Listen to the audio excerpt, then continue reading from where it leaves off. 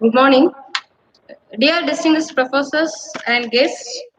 It's a great pleasure to work with this national webinar on emerging technologies in computer network and applications, prospects and challenges, organized by Sendhi Research Advocacy Forum of VHSN College, collaborating with Dayananda Sagar Group of Institutions and Pearl, a Foundation for Educational Research, Bangalore.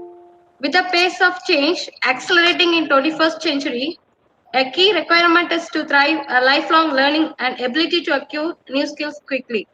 Due to pandemic COVID-19, learning scenario changes into online webinars through Google Meet, virtual classrooms, and Zoom. Hopefully, this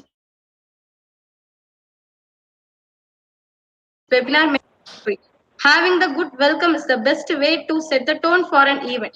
It's my delightful moment to welcome our IQAC coordinator, Dr. T. Kadirvalav Kumar Sir, Associate Professor and Head, Research Center in Computer Science, who is the power of wisdom, always initiate us for the new things and development. He has 32 years of teaching experience, in which 20 years for research.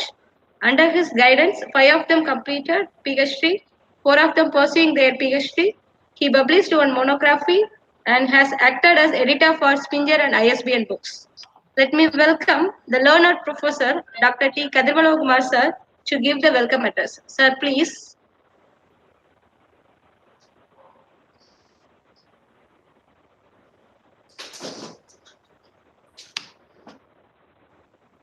Pro Vice Chancellor,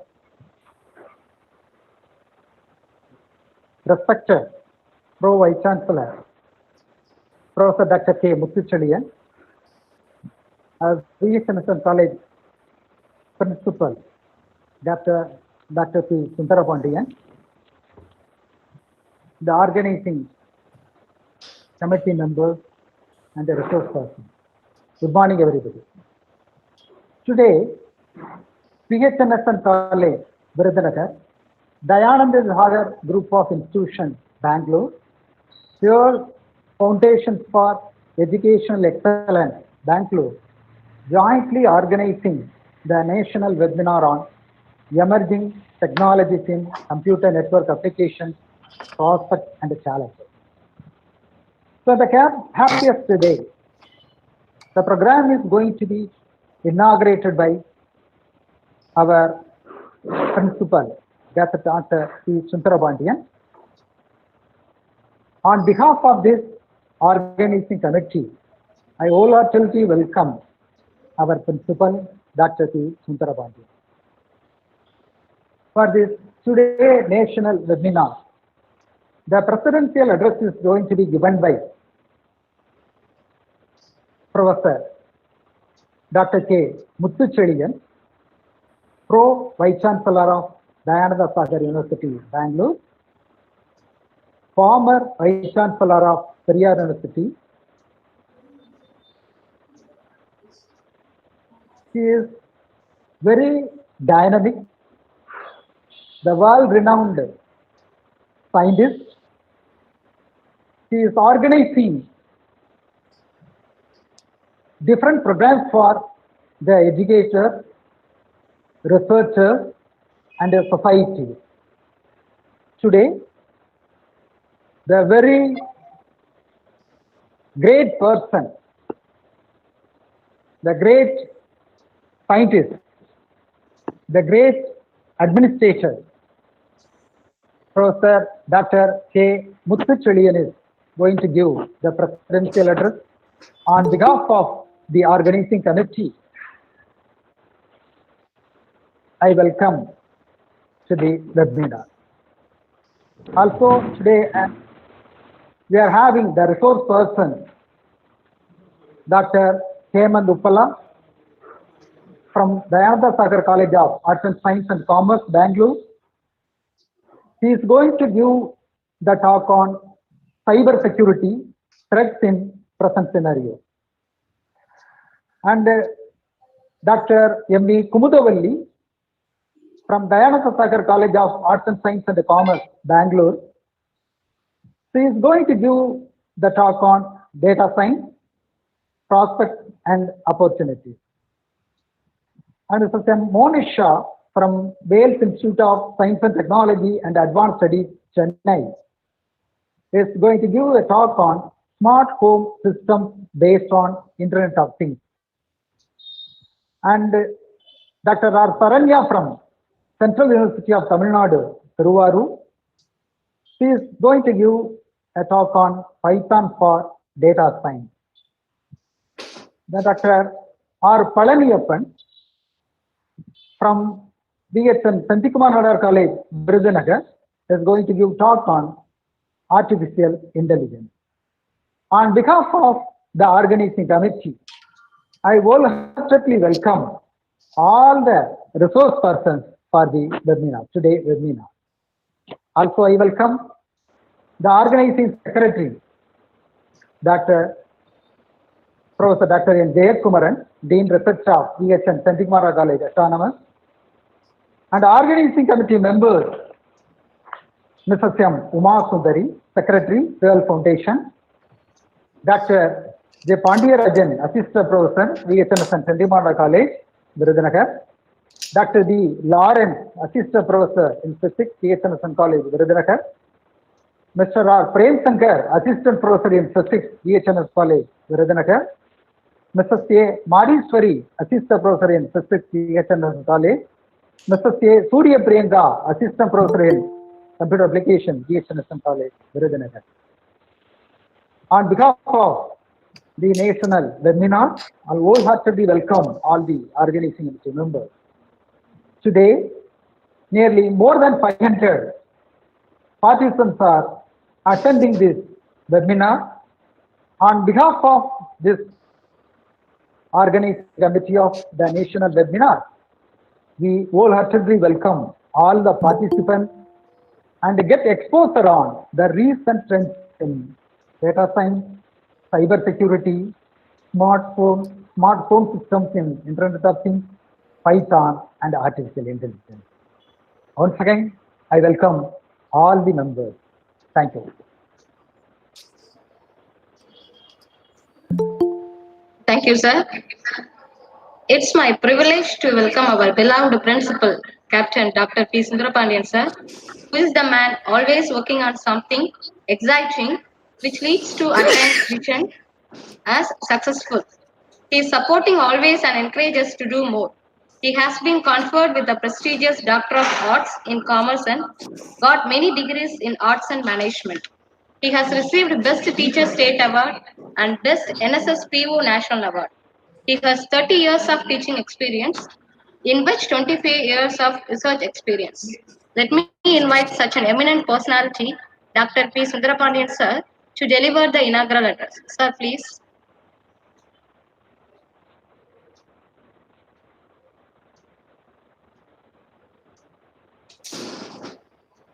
Sir, you have to unmute it, I think so. You're not able to hear your voice. Very good morning to all of you. Respected Professor Muthuchelian, learned professors, and my dear participants. It gives me immense pleasure to extend a very warm welcome on behalf of BHN Santhikumar Nadar College, Autonomous, Virudhunagar, for this national webinar on emerging technologies in computer network applications, prospects, and challenges. Happy and delighted to conduct this webinar in collaboration with Dayananda Sagar Group of Institutions, Bangalore, and PAL Foundation, the Foundation for Educational Excellence, Bangalore. Thanks to Dr. K. Muthuchelian, Pro Vice Chancellor, Dayananda Sagar University, Bangalore, for being a part of us and consented to deliver the presidential address. My best wishes to all resource persons, Dr. Hemant Upala, Dayananda Sagar College of Arts and Science and Commerce, Bangalore, Mrs. Monisha, Wales Institute of Science and Technology and Advanced Studies, Chennai, Dr. Kumudavalli, Dayananda Sagar College of Arts, Dr. R. Saranya, Central University of Tamil Nadu, Tiruvarur, and Dr. R. Palaniyappan, VHN College, Virudhunagar. We know computer technologies change regularly with the advent of artificial intelligence, Internet of Things, mobile, social internet, blockchain, big data analysis, automation, robots, immersive media, mobile technologies, cloud computing, 3D printing, energy tech, cyber security, and voice assistance. The future development of cloud computing systems is more and more influenced by big data and Internet of Things. There are research and industrial work showing applications, services, experiments, and simulations in the cloud that support the cases related to IoT, big data, and security. Cloud users and cloud service providers face a variety of new challenges like encrypted data search, key management security and privacy. There is also a need of protocols that facilitates big data streaming. Cybersecurity are also important techniques of protecting computers, networks, programs, and data from unauthorized access and attacks that are aimed for exploitation. There are application security, which encompasses measures or countermeasures that are taken during the development life cycle. Information security protects information from unauthorized access to avoid identity theft and protect privacy. Disaster recovery planning is a process that includes performing risk assessment, establishing priorities, developing recovery strategies in case of a disaster. Network security, which includes activities to protect the usability, reliability, integrity, and safety of the network.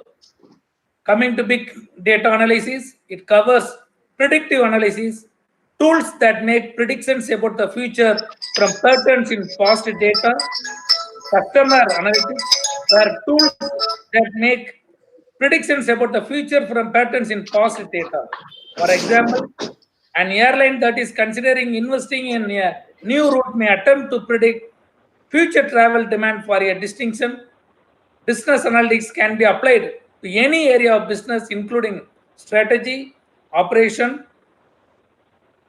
and might look at product cost, quality control, and through put of resources such as production lines. Risk analysis is often used to model business risks such as the credit risk associated with a particular customer. Real-time analysis are tools that look at current as opposed to historical data, and web analysis that report web traffic with the ability to explore data by factors such as cohort, demographics, client technology, geography, traffic source, page, campaign, and conversations. The COVID-19 pandemic has disturbed life and lifestyles of people across the globe. Government has enforced lockdowns to curb the spread of the deadly virus. Work from home is the new reality for many people as they struggle to operate during these uncertain times. In this new reality, communication technology offers solutions to overcome some of the challenges thrown up by the pandemic.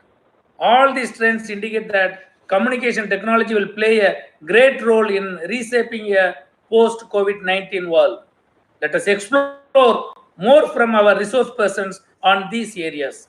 At outset, I'd like to appreciate the efforts taken by the IKC coordinator, Dr. Kadrola Kumar, Head Associate Professor of Computer Science, and Dr. N. Jayakumaran, Organizing Secretary and the Dean Research of our college, all the organizing committee members for putting in their tremendous effort in making the national webinar happen. I feel proud and happy to inaugurate the national webinar on emerging technologies in computer network applications, prospects, and challenges. Thank you and best wishes for the successful conduct of the webinar. Thank you very much. Thank you, sir. It's my honor to welcome Professor Dr. K. Muthuchalian, sir. He is a world-renowned biology scientist and currently Pro Vice Chancellor of Dayananda Sagar University, Bengaluru. He is the first Vice Chancellor of Periyar University, Salem in Tamil Nadu, selected on merit. He has been awarded with the prestigious Doctor of Science, Fellow of International Energy Foundation, Canada, Fellow of National Academy of Biological Sciences, and India, Fellow of Paleobotanical Society, and Fellow of Zoological Society of India. He has been collaborating with various international prestigious scientific organizations such as IUCN, ICGP, the New York Academy of Sciences, USA. He has been serving as the chairman of the P team of NAC for his immense research contributions at international level. He has received many prestigious awards such as Lifetime Achievement Award in Environmental Science by International Association of Educators for World Peace in 2013. Let me invite such an eminent personality, Dr. K. Muthuchalian sir, to deliver the presidency letter. Sir, please. Very, very warm good morning to everyone in the webinar. Most beloved, the illustrious principal of the BHNSN College, my good friend, Dr. Sundarabandyan, the organizing secretary of this national webinar, Dr. Jay Kumaran, and the eminent speakers of today's webinar, Professor Palaniappan, Dr. Hemant, Dr. Kumudavalli, Dr. Saranya, then Mrs. Monisha. And my heartfelt thanks also goes to the organizing secretary of the webinar, Dr. Kadirivala Kumar, and Brain Sankar, the team, which includes the Murugeswari, Pandirajan, Lawrence, and the Surya Priyanka, and the other members of the college team. Then also to the Pearl Foundation for Educational Excellence, Mrs. Uma Sundari. Ladies and gentlemen, at the outset, I am very happy to be here to offer my presidential address in the national webinar on the emerging technologies in computer network applications with reference to the prospects and challenges in this period. So my wholehearted thanks to the BHNSN College, Dayananda Sagar Group of Institutions, where I am serving here, and Pearl Foundation for Educational Excellence, Bangalore. Today the topic I think is very, very interesting, and most delighted to see that the inner components of the title which chosen by the BHNSN College and Professor Jay Kumaran, it includes all the emerging technologies and the speakers also. The speakers also the eminent, and when you have been invited to offer the remarks on the various emerging fields of the computer network and prospects. So what I would like to mention here to the gathering of the webinar, information technology. So the information technology is the concept involving the development, the maintenance and use of computer systems, software and networks for the presenting and processing the altogether the data. So it is merely the analyzing and the calculation of the distribution of the data which we have been information technology has been concerned. So it is considered to be the subset of information and communication technology we call as the ICT. Human have been storing, retrieving, manipulating and communicating information since the earlier Mesopotamia development in writing about 3000 BC, the term we have been using for that. So, but the information technology in its modern the sense first appeared in 1958. The terminology has been we have started using this since from 1958, and which is again published in the Harvard Business of the Review, authored by Harold Levitt and the other people called the Whistler. So they commented that this IT is a new technology, does not yet have a single established name. So we shall call it information technology as of now. The definition consists of the three categories with reference to the information technology. Number one, techniques for processing. Number two, the application of the statistical and mathematical methods to the decision making. And the last, the simulation. The simulation of the higher order thinking through the computer programs. So that these are the three main, the objectives of the, what you call the information technology. The term is commonly used as a synonym for computers and computer networks. That's why I think the organizers they've taken as a computer network in the webinar. So it is also encompasses the other information, the distribution technologies such as television and the telephones. So several products or the services within an economy are associated with the information technology, which including computer software, electronics and semiconductors, internet, and then which also having a key role in the telecommunication and e-commerce. So we are amidst of the fourth industrial revolution, and the technology is evolving faster than ever. And the companies and individuals that don't keep up with some of the major technique and technology trends run the risk of being left behind. So understanding the key trends will allow people and business to prepare and grasp the more opportunities in this field. As a business and technology, the futurist, it is my job to look ahead and identify the most important trends in the emerging technology. So in this presidential address, I would like to share with you the most exciting trends of everyone should be get really and ready for the 2030. So the title today, the emerging technology. The emerging technology strategies need to be a core part of the every company's corporate strategy. We track a knowledge case of nearly more than 265 plus emerging technologies to help you evaluate the business impact and commercial viability of the latest technological advances. So our dedicated technologists and industry specialists can help you create and implement a strategy that take the advantage. The emerging technology.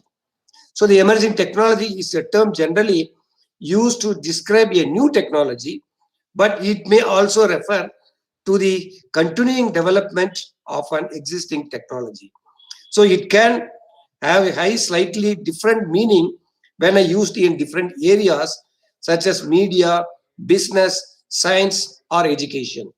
The term commonly refers to the technologies that are currently developing or that are expected to be available within the next 5 to 10 years, and it is usually reserved for technologies that are creating or are expected to create significant social and economic effects. So the digital technologies have generated new opportunities while creating the new challenges, particularly related to the copyrights and then the trademarks, then patents, royalties, and licensing. For example, the development of a new digital communication technologies and media has given rise to novel issues relating to the digital production and distribution of the copyrighted works. So what is the technological trend of now? So the technology is an ever-evolving root system, and whatever the technology is in use of right now can be covered under the current technology trend. And for the technologies that are anticipated to catch up in the near future, and it can be credited up the upcoming technology trend also. So how the technology helps us in our the daily lives. So while changing times, the technology has set foot in almost every aspect of our lives, right from calling to control home lights, everything is in our fingertips. So as we proceed in the future, this technology is expected to take more way into our living. So we may not be living in Mars or traveling to work using jet flights, but there is no doubt the coming decade will bring many the excellent technological the advances. In this national webinar, I went to outline the top key technology trends that I believe will shape in the 2030. Of course, my good friend Dr. Sundarabani has highlighted some of the emerging technologies. The one which I'd like to give more the emphasis is the artificial intelligence and machine learning. The increasing ability of the machines to learn and act intelligently will absolutely the transform our world. So it is also the driving force behind many of the other trends on this side. That I think we are going to deal more elaborately by our speakers.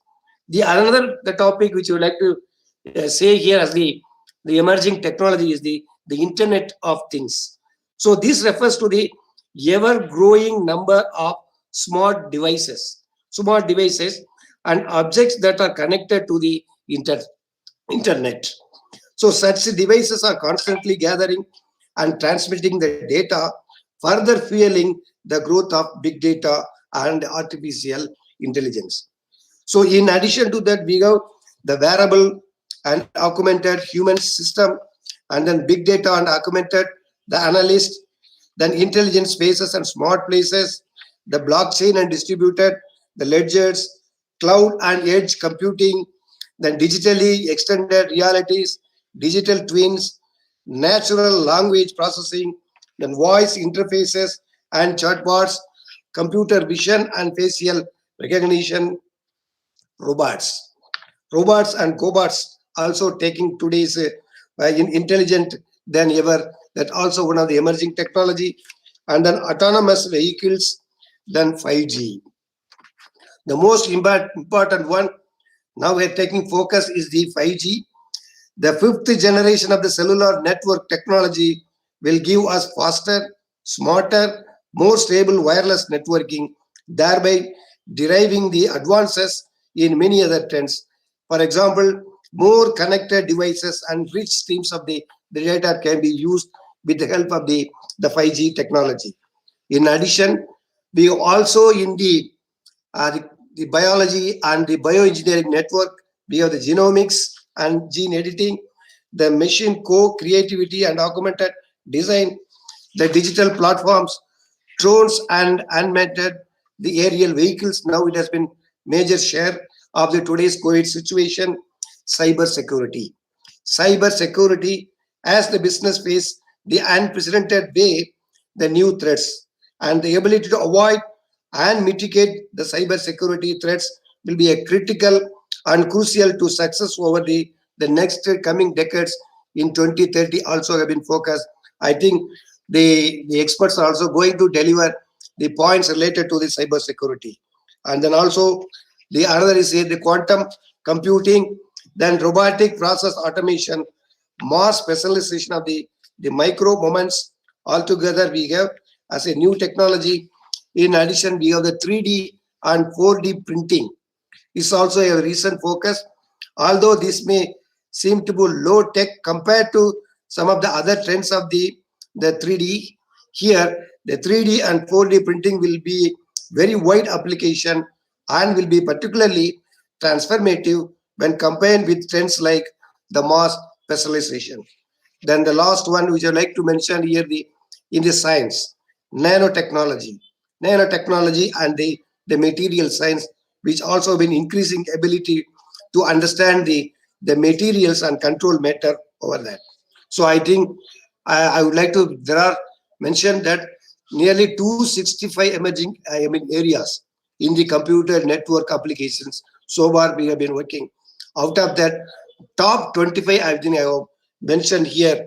So I think these are all numerous advantages. So with these technologies, we have numerous advantages of emerging technologies being faced with a little some of the drawbacks also there. I think in over the years, our technocrats will, combat all those problems related to the technology using in this era. So firstly, these technology, I would like to mention here, these technologies are advancements are useful in providing continuous broadband services as well as several bandwidth the intensive applications. It's a good. And number two, there is also possibility for large data sharing and transformation from one point to another. It's another the great advantage.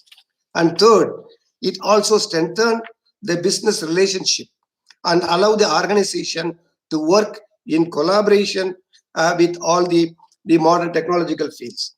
And this technology also helps to automate the business tasks and send the instant feedback, which improves the quality and enhances the performance of the resources with efficient and management technologies. So later in the last, it could be also that the technology help to reduce the wastages. The wastage as workings are more environment friendly. I think this is most important. So the technology, almost all they mention is the eco-friendly. So there are also less chances of disruption as tools like electronic mail, mobile phone technology using text messaging. Faxing documents enhances the transformation of the information among the business partners, customers, team members, and suppliers. So I think our LSTS experts will give you more insight about all these technology in the emerging technologies of the computer network. So my heartfelt congratulations goes to the eminent experts are here. They are going to address more, and my heartfelt thanks to the organizers. So thank you all for patient hearing. Have good deliberations through this webinar. Thank you, one and all. Thank you, sir.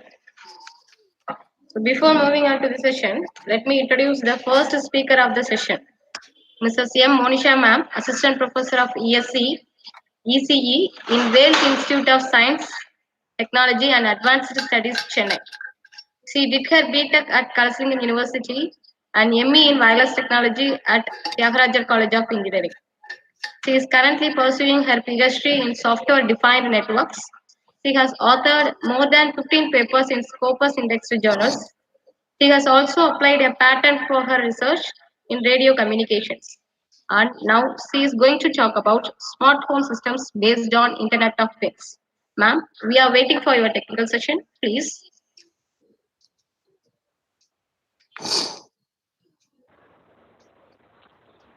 Good morning, one and all present here. A warm word of welcome to every attendees here for a national webinar on emerging technologies in computer networks and applications, its prospects and challenges. I'm extremely privileged to have this opportunity to present the e-lecture on Internet of Things and its applications in smart home. First of all, I would like to render my sincere thanks to the team of VHNSN College, Virudhunagar, and the Dayananda Sar Group of Institutions, Bangalore, in collaboration with the Pearl Foundation for Educational Excellence, Bangalore, for organizing this seminar. Here is my presentation.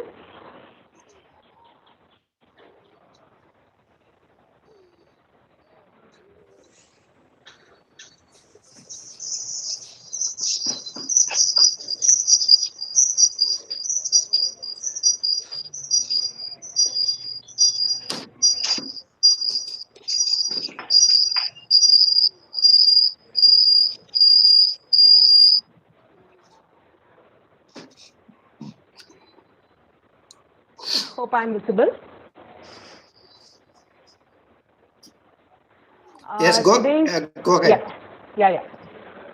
My presentation is on the title The Internet of Things and its Applications. These are my plan of presentation.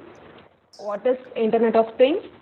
How IoT works, the structure of IoT, and prospects of IoT for years, knowledge management from data to wisdom, the future of IoT, smart homes based on IoT, other applications of IoT, and technical challenges of IoT. What is Internet of Things? The Internet of Things, it is nothing but interconnection of physical objects or things or any entity which is embedded with any electronics or some sensors or software, anything, and it enables those objects or the things to collect and exchange the data. That is the transfer of information. What is the word things in IoT things? It refers to a wide variety of devices. What are all the devices like heart monitoring implants, the biochip transponders which we implant on the farm animals, and in the automobile sector with the building sensors and DNA analysis for medical field, and food monitoring, environmental monitoring, and in military operations for firefighters, everything. So all these refer to the Ma'am, excuse me. Ma'am, please kindly increase your volume, ma'am. It is not audible.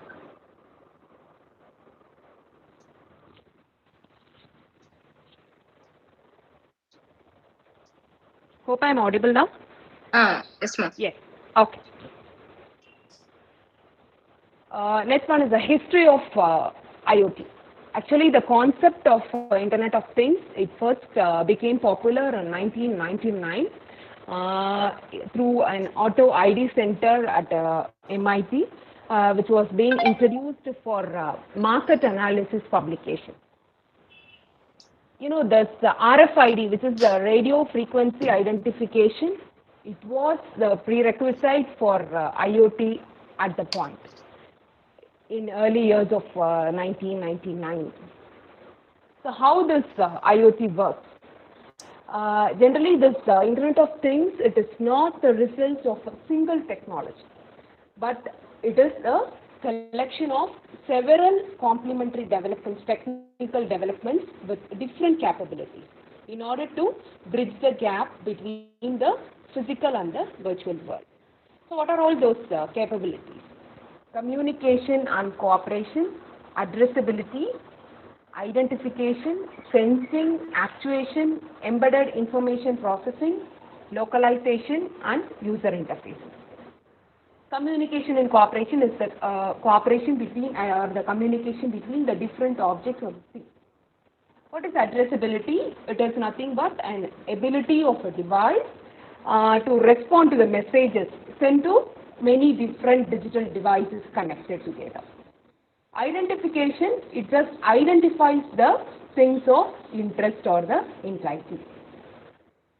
What is actuation? Actuation is nothing but you're transforming the energy into motion. For example, in the applications of robotics, you convert the energy into motion. The function you call it to be as actuation, and the instrument is an actuator. Embedded information processing. You are processing the information embedded in a motherboard or any chip based on your application. And localization is the deployment of the network. Deployment of the network of the sensors in order to collect and transmit the data. Next one is the user interfaces. User interfaces, both the user and the computer system, you interact with each other. So this what? This explains the working of Internet of Things. So first would be RFID, that is radio frequency identification in order to track the data of the things. Next one is the sensor. Sensor, what it do? It processes the data and detects if any changes is being identified. And next one is the smart technology. You are enhancing the power of the network by putting into some smart system or by using any algorithm or different capability. Next one is the final one is the nanotechnology. For what you are using this nanotechnology here? Mainly for miniaturization. So what is miniaturization? You are making the thing smaller and smaller, very handy, in order to connect and interact in a better manner. So the working of IoT, it is explained in 4 steps. This determines the structure. First one is tagging things. Tagging things, you are doing it by using RFIDs for tracing and addressing. Next one is feeling things. How you feel things. That is by using sensors. Sensors act as the primary devices for collecting the data. Then shrinking things. Shrinking is the miniaturization by using nanotechnology. So by minimizing the size, making it very handy, you can connect it with different things or the smart devices. And the last step is the thinking things. It is nothing but the embedded intelligence. What intelligent control you are going to apply to the network. This is the prospects of IoT for years. For example, in 2003, the world population was around 6.3 billion. You can see here. But the connected devices are it comes to be around 500 million. Then randomly, then gradually it increases, and in 2010, you can see here, the world population was around 6.8 billion, whereas the connected devices is around 12.5 billion, which is much greater than the world population. So suddenly it increases, and in 2020, now we can see the world population is roughly around 7.6 billion, and the connected devices is 50 billion. It is almost 7 times higher than the world population. So the change is the only thing which is permanent in this world. IoT as a network of networks. Yes, this is the Internet of Things for different applications: transport, energy, business, home, earth, education, and other applications. So all these are the individual networks which are connected together, and the outer circle represents the security parameter. So all these different applications, they can be connected, networks are connected with a proper security mechanism and management and analytics. Next one is knowledge management. You are turning the data into wisdom, which will be more benefit to the humanity. Yes.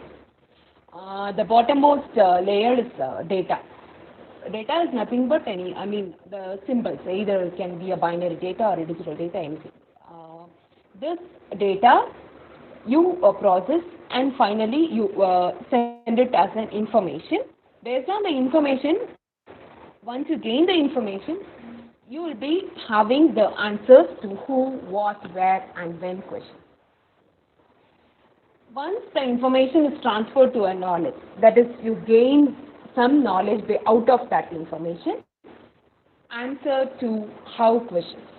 Yes, you will be able to identify the answers to how it happens, like that. Next, based on the knowledge, you are gaining something, and you understand the concept or a factor. So now you appreciation of why. You will be able to answer the why questions. Why it happened? Why did this come? Likewise, you are able to analyze things in the understanding factor. After this, finally, it goes to the wisdom, which will be more important, and it is more beneficial to the humanity. Based on your information and your gain knowledge and your understanding factor, you are able to evaluate everything. That is the final factor, which is wisdom. So here you are turning your data into wisdom with the help of Internet of Things. So the more the data is created, the better understanding and wisdom the people can obtain. What will be the future of IoT? What happens when 50 billion machines become connected? Yes, see here, this is just an example of a factory arena and hospital area, which is smartly connected. For example, this one is a brilliant hospital, you can say. We have different intelligent medical devices, and you use a smart system for hospital optimization and shipment, a network planning center for this hospital. And this one, the one at the right, is a brilliant factory. Factories, you'll be having some smart grids, logistics optimization, shipment, then factory optimization, and a network center for this. Based on this, you are able to visualize the OT. OT is visualized. All these analytics becomes predictive. The employees, they increase the productivity, and the machines are automated. So the monitoring and the maintenance of these machines is becoming mobilized. So the sky is not the limit, it's only the beginning with IoT. Unlock the massive potential of IoT, yes. You can improve the performance, create innovative services, reduce the costs, and the new revenue stream. This picture is illustrating the technological roadmap of IoT. And initially in 2000, these RFID tags, radio frequency identification tags, were used as an inventory system for loss prevention and also for expedited logistics. And it came to, when it comes to 2010, the surveillance system, security system, healthcare, and food safety, all these were introduced. So from this, it goes to the locating peoples and everyday objects in around 2015 or everything. That is nothing but the ubiquitous positioning. Then teleoperation, telemedicine, telepresence. You are able to monitor and control any distance, any object in a distant manner. You are operating at distance, from a distant place. That is a physical world there. And finally, we can say that this development will increase, and the software agents and advanced sensor fusions will be used to maximize the development of IoT in future. What are the applications of IoT? Actually, the ultimate goal of IoT is to automate the human life. Smart homes based on IoT. What is smart home technology? It is nothing but it is controlling your home by automating the things at your home. For example, the lighting systems, the electrical appliances, audio system, your security system, for example, CCTV camera, everything. Everything becomes automated. This smart home, it connects all the devices and appliances in your home, which makes easier to communicate with each other and also with your devices. So, the one in your home, anything or an object which uses electricity, you can put it then in a network. You can call that network to be as a home network, and based on your command, whether you give the command by voice or any remote control or computer, whatever command you give, the home network will react accordingly. So these smart homes, it works with a simple system, a transmitter and a receiver. The transmitter, it just issues the command what it has to do, and the receiver, it detects the signal from the transmitter and acts accordingly. This is a smart home products. For example, a security camera pictures, a TV distribution, computer networking, everything encompasses in a single home, that is a home network. This is total home automation, a smart home we can say. Here, there are different appliances. For example, the light systems. It is smart. That is the lighting control with the help of a remote. Then automatic door control, garage control, window control. We are able to monitor the environment, and then motion detector for the moving pictures like a camera. Then radiators and temperature, security system. All these are smartly connected, and these are accessed with the help of a single remote control. This is a total home automation. Here is how it works. So anything in your home, like what I have told you earlier, you are putting it in a home network. So each device on the network, for example, the light switch, garage door, everything, you are selecting the individual code written for each and every object or each and every appliances. And when you program any one of the controller options, it automatically identifies what those codes are. Then, when you press the appropriate button, for example, fan or kitchen on, kitchen off, likewise, then the controller, it sends a signal to the device telling it what to do. And finally, your command is being executed. So, what are the other applications of IoT? IoT, it is widely used in different applications, not only in smart home but also in manufacturing fields, medical and healthcare systems for telemedicine, patient monitoring, likewise, then environmental monitoring, infrastructure management, energy management, transportation, and the final one, it is the better quality of life for an elderly people. It is very much useful. The smart home system, it is very much useful for the elderly people to operate the different appliances at home sitting in one place. So, this applications of IoT, it will never end. So, whatever you name it and you will have it is IoT. That is Internet of Things.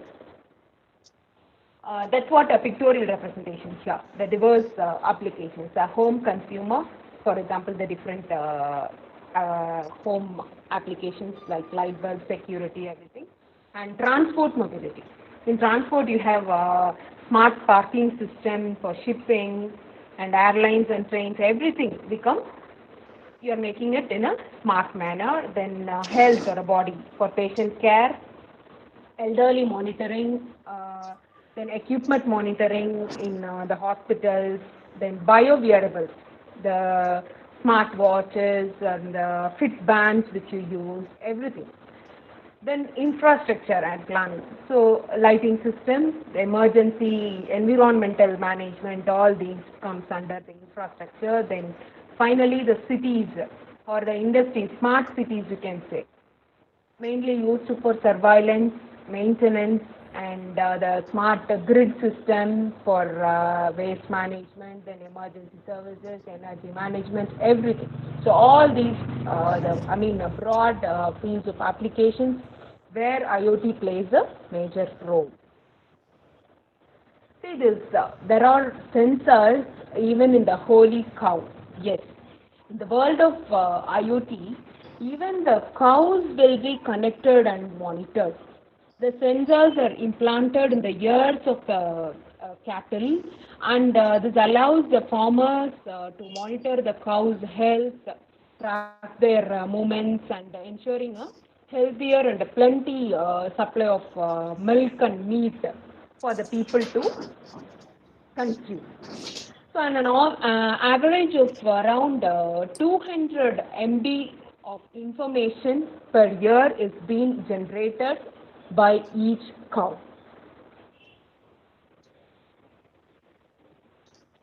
So, here Peter Hartwell, a senior researcher from HP Labs, he quoted that with a trillion sensors embedded in the environment, all are connected by computing systems, software and services, it is possible to hear the heartbeat of the earth.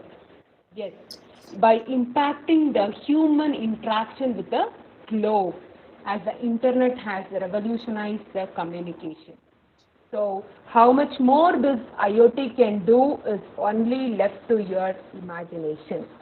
Whatever you imagine, you apply that in any one of the applications of IoT, then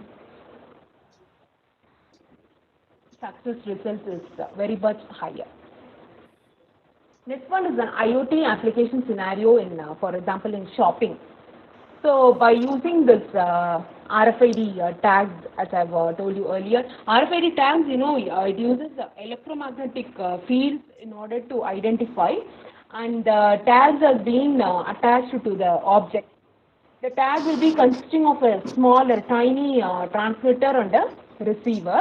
It will be embedded in each object for automatic identification and also for data capturing. So when this, by using this RFID, see what happens. For example, when entering the doors, the scanners will identify the tag on her clothing.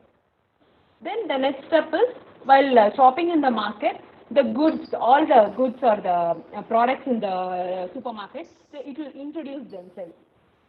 Then, while just if you swipe, move the goods, then the reader will tell the staff to put a new one. Maybe it may be an expired one or some fault. Right. Then finally, while paying for the goods, the microchip of the credit card, it will automatically communicate with the checkout reader and your item is billed.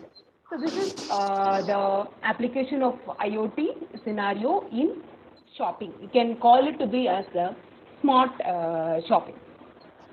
Also, you are able to identify how many steps have you walked today by using the the wearables, smart wearables. How well do I sleep by using this Fitbit smart band? You are able to analyze your sleep pattern, how far you were asleep, how far you were awake, and your sleep efficiency, everything. All these data has been, you can recover, from by using this Fitbit. This is a smart band. So I want to know more about myself. All these life logging can be done with the help of this smart wearable. So where are you going, whom you interacted with today, how long you worked today, then how many messages you text or tweet or any update, like everything you are able to get the updates by using this smart wearable. So IoT helps you in life logging. Here is a new technology called thought-controlled computing.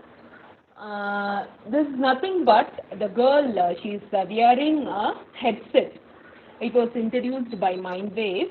This is a flagship product.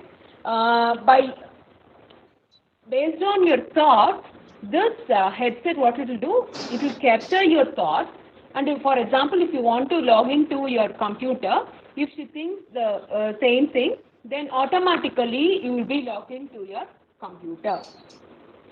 So even the researchers, they use EEG headset in order to develop a new toy car, which you can operate that toy car with the help of your thoughts. It can be driven forward and backward, or any movements can be controlled with the help of your thought. So this technology is a new thing, that is thought-controlled computing. What are all the technological challenges of IoT? At present, IoT is faced with different challenges. For example, few are listed here. First one is scalability.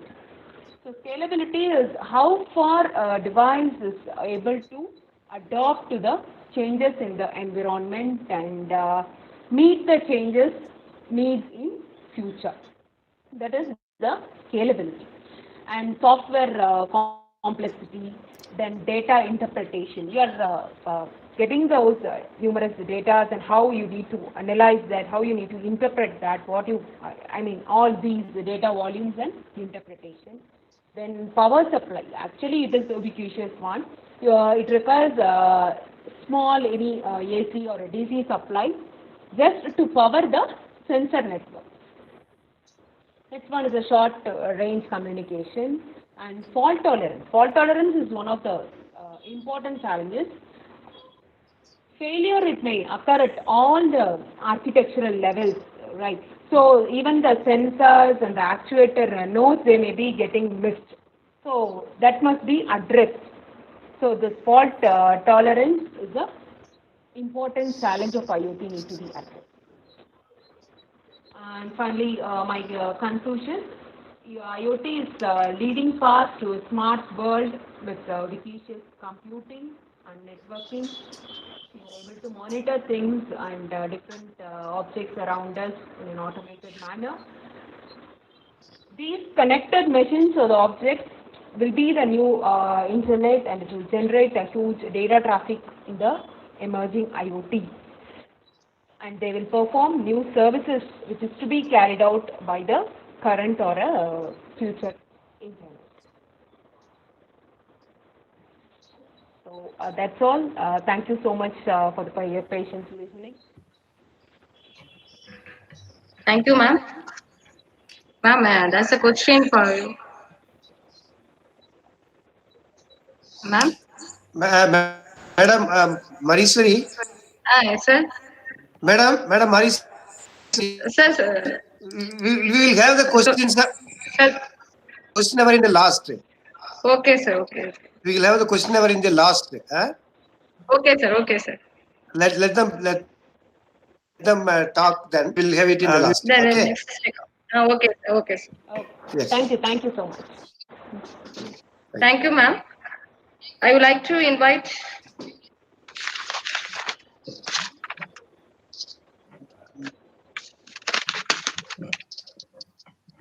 Dr. Kumudavali, MB, Associate Professor in Department of Computer Application, Dayananda Sagar Institute, Bengaluru.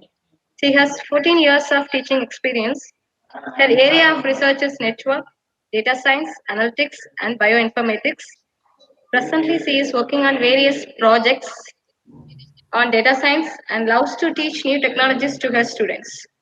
She has certified in cloud computing, IoT, JOC using Python, R programming from NPTEL, and also she is R programmer from DataCamp. She has been awarded Best Discipline Star and Motivated Learner by NPTEL. Now she is going to talk about data science prospects and challenges, opportunities. Ma'am, the session is over to you. Thank you very much.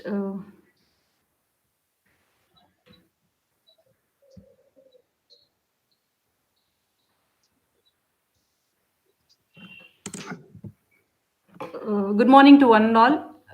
At the first set, I would like to congratulate and thank the organizers, VHNSNS College, Dayananda Sagar Group of Institutions, and the Pearl Academy for creating such a wonderful platform for knowledge sharing. And very enthusiastic to be a part of it. And a personal thanks to Professor Dr. Muthuchalian sir, who really gave me an opportunity to be part of this intellectual session.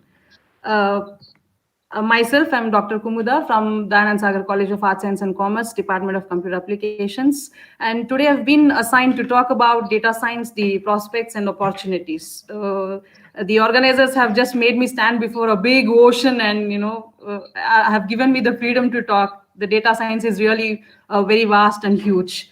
So I would just begin with the textbook definition, what exactly the data science says. So it's a concept of unifying the statistics, data analysis, machine learning, and hope my screen is visible to all.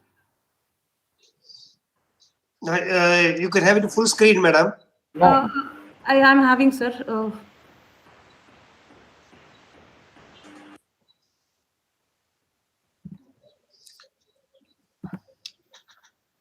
Mr. Brave. Okay, sir. I'll just change it. Yes. Sir, it's clear now. Okay.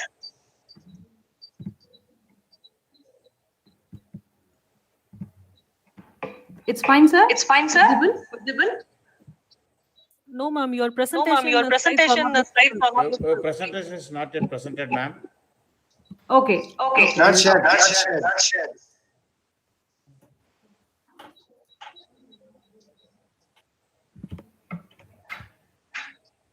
Now is the screen Now is the visible? screen visible? No, no, no, no, no. No, not Okay. yet. Okay. Okay. I'll just And I'll just stop and again stop start, and sir. again start, sir. That's better. That's better.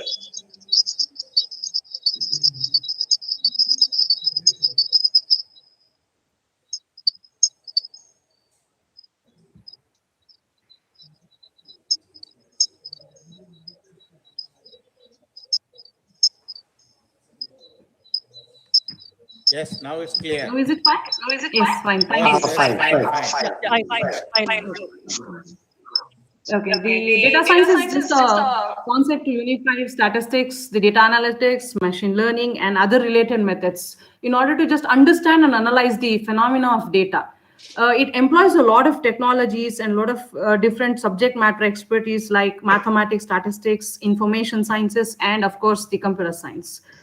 Basically, data science is an advanced field which really uses the scientific methods in solving the problems. Maybe extracting the knowledge from the data and different insights of the data. Maybe it could be a structured way or an unstructured data that you have with you. Data science consists of a pool of different operations. Maybe it has the languages, the programming languages, or be it your hardware that you require, or the techniques that we use like data mining or the big data analytics that we are doing. So it is just an encompass of all these technologies together. And we know that data science is really in field because it has a lot of scientific methods and extracting of knowledge and insights from various structured and unstructured data. So it is like pool of data, you get some insight out of it. Again, you give back the data in a better format for the understanding of the society. So what exactly is this data science and when did it start? In year 2001, William S. Cleveland actually gave the name as data science. He wanted to bring this data mining techniques into a greater level or better level. So he made the statistics into more technical term. So he used the concept of data mining and combined the computer science together. He named he coined the name as data science. And also the situation was supported very much by the Web 2.0, which all of us know. It merely created a history in terms of web pages. Previous to that, web pages were just a postcard of kind of thing where the information was just displayed. But after this Web 2.0, the websites became more dynamic in nature. They started sharing the data, their expressions, medium, and millions of people started exchanging all the expressions over the net. So that created a huge amount of data. Be it your MySpace in 2003, we had the Facebook revolution in 2004, the YouTube at 2005. All these created a huge amount of data, and again this data got a new dimension and named as the big data. But why this data science faded away a little? Yes, it happened because we have the two different technologies which took over, called the machine learning and the AI, which was really made for the society as a very easily available technique because the machine started learning things and started mimicking the human actions. So this is where a little fade away of data science actually happened. If we are really into data science, what are all the knowledge or the technology or the subjects that we know? We can't just define data science as a single subject because it is just an inculcation of all the other aspects. It starts from your data engineering or different scientific methods that you apply, or you need to have a lot of knowledge about the algorithms that are there and a very good basic of statistics and mathematics. You need to know different computing technologies, which is emerging every day and advancing every day. And whatever data that is there, analyzing it and visualizing it is the most important part of data science. With all this, you're supposed to be a domain expert, meaning if you want to just get into the field of finance and you want to do something in finance, you are supposed to be a very good expert and understandable, capable person of the situation of finance. So because you need to know in and out of finance, then only you can actually extract some useful information, give it to the industry. So data science is as a whole a combination of a number of subjects and subject matter experts that is being needed. If we say data science, we are also used to listening or hearing to very beautiful words or topics or the techniques called as artificial intelligence, machine learning, and deep learning. Among all these, where does the data science come into picture? Exactly the question, and I have my co-presenters who would be actually touching more on the artificial intelligence and the language called Python, which is really required for it. So I would just give you an overview where the artificial intelligence is nothing but the machine that is doing its job, whatever is being told. How is it done? The machine learning takes, be it a supervised one or unsupervised or a reinforcement technique, anything. The machine learning algorithms are put together, and you go to deep learning, you are just mimicking the human brain, where the neurons are increased and your number of deep levels are increased so that your accuracy is improved. But the data science is just sweeping all the three fields. It is nothing but I would define data science as freedom of expression, freedom of presentation, and freedom of communication. That means to say the data is existing, and how well are you analyzing the data and visualizing it for the society. So it is just a combination of maths, stats, the visualization technique, or your exploratory data analytical tools that are available.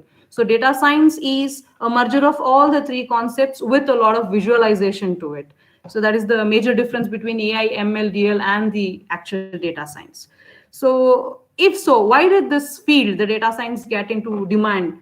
So a lot of prospects are there for it, views are there, a lot of job opportunities. Obviously, the first and foremost thing is the job opportunity. The job market is really in high hope, and the pay scale, the highest paid job right now is in the field of data science itself. And there is no entry barrier for the professionals. That means to say you be a mathematician, you are statistics, or you are into business analytics, or any field you name it, you have an entry to be a part of data science team. So there is no barrier for it. Similarly, there are really hard situations to get a person with multi-factors. That means he needs to have a business intelligence also, he needs to know the domain also, the technology required. So a lot of demand started building across that. And more than anything, it's a plethora of roles that is being launched every day for the field of data science. So how exactly this is analyzed? A small case study by the researcher of Harvard is done. They did an analysis where how the data science is really disrupting the job market. To their surprise, they had the concepts, whatever they analyzed, they put it into 2x2 matrix, where they were telling the difficulty level of filling each position and number of new positions that is being expected. So it is just represented as a 2x2 matrix here. We can just see the number of job roles, be it a data scientist, data engineer, or a statistician, you are into budget analytics or marketing, you're into finance. Lot of fields all put together are really into the field of data science. So the number of job roles were day by day increasing, and also the filling factor was quenched because the knowledge required or the skill required started demanding more. So this was the basic study, and just for knowledge, by 2020, the US alone is expecting 39% of hike in the number of positions that is to be created or filled for the field of data science. So what are the sectors really we are looking for the jobs in data science? You name it, you have it. You have analytics field, or be it your consumer producer products or your utilities that you are using, or manufacturing industry, be it your education and research, or financial, aerospace, or games, any field you name it, you just have an opportunity to be a part of data science team. So a whole lot of opportunities for the young budding students or learners into the field of data science, because every field requires a person who has skill and knowledge about the data science. If we are talking in terms of the technical field or the development field or into an IT field, a person who really wants to get into the development side or an analytics side, he or she is supposed to have few technology or the skills that is required for filling into the job roles. What are these? Again, as I said, Dr. Sharanya ma'am, in the next session, we'll be talking about the requirement of Python, what is its importance. And we can see it in the graph, the most wanted language that is to be known by a analyst or maybe a data scientist is Python. And you similarly equally have R programming. No, I would like to get into the database or handling of data side. Then you need to know more about your SQL, Hadoop, or NoSQL, or maybe some I am interested into server or how the data is deployed, analyzed, or did anything. Okay, you can go to your cloud. Maybe you learn AWS or know more about Azure. And if with all this knowledge, I am more interested in the scientific aspects of learning or implementing, then there is scikit-learn. So you have a lot of stream of languages. Your visualization, for example, is Tableau. So you have to just choose which role or which field that you want to get into, in particularly about data science. Then you need to have a knowledge of all these technical skills, the languages to be understood by you. Then who is this data scientist exactly? Whom do you call as a data scientist? He is nothing but a person who takes the raw information in an unstructured format and processes it to be a proper useful information. Okay, they possess the actual basic knowledge of machine learning and data mining skills. Both should be there. You should know how to extract, handle, and also you should know a lot of machine learning algorithms or the methodologies to handle these. So if you think you need to be a data scientist, what could be the scope? Of course, every organization has huge amount of data, and they know there is a high demand for this data to be handled. So they require a scientist in most of the fields. Okay, so recruitment of employees based on this data scientist post is increasing, of course, day by day. Maybe it's doubling also. And a small study in India would just say that there is a jump of 400% job roles that is being created because of data science. And of course, raising this artificial intelligence technologies, the data science gives more emphasis to the artificial intelligence, so that there is a scope for your data science. Again, it's like giving back to the society. Take from the data and data science, give it back to the data science in terms of maybe artificial intelligence or the machine learning techniques. If it is chosen to be a data scientist, what are your roles or responsibilities that you need to be actually doing? Gathering a lot of a vast amount of structured or unstructured data, converting them to actionable insights, or applying some data analytical skills that is to improve the organization or its promotions or anything. Or it uses a lot of analytical skills like text analysis, machine learning, deep learning, or know any other technology, so that you can find the hidden patterns that is there, or the trends that is there in the data that is being given. So it's with all this, I already told you, data science is freedom of expression, freedom of communication. So I would stress here that the communicating skills, or whatever the insights that you've got from the data, that has to be communicated properly, productively to the stakeholders, maybe the business tycoons, so that they visualize it better and they improve their business. That is the more responsible role of a data scientist.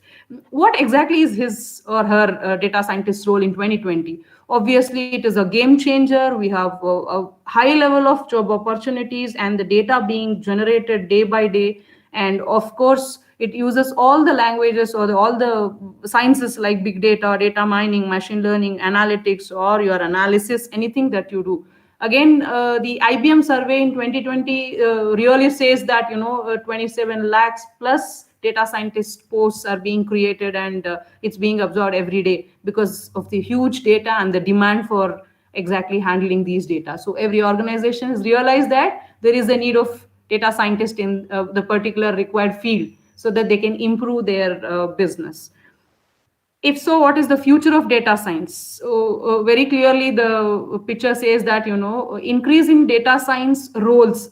Every day, I said the Harvard Institute were really not able to plot against 2D, where they are telling you the number of roles that is being really increasing day by day because of the data or the types of insights that you are getting of the data. So there is always a great opportunity for different roles. And then obviously there is a clear scope for the data science right now, because it is a demanding field and it creates obviously more jobs. And what comes to the point 4 is, being in academics or, in the learning path, the data science actually, is changing the style of education also, because it needs to train the outcoming young employees or the young student to the new technologies and how do they handle the data.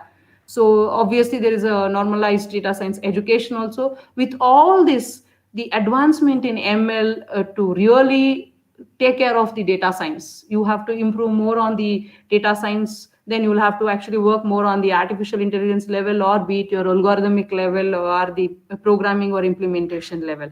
To add to this, the slide here says that the future of data science, you choose to be in data science, you have only two options. I would really say, really you are into the field of data science, you have two options: one, be in the background and work for it, or come to the forefront and start building the applications to it. So if you are in the background, we really need to work more on the algorithms, like you have massive scale algorithm, your NLP or structured database, or cognitive machines. You also have, automated machine learning techniques, tools. All these are to be learned by you if you are into the background of data science.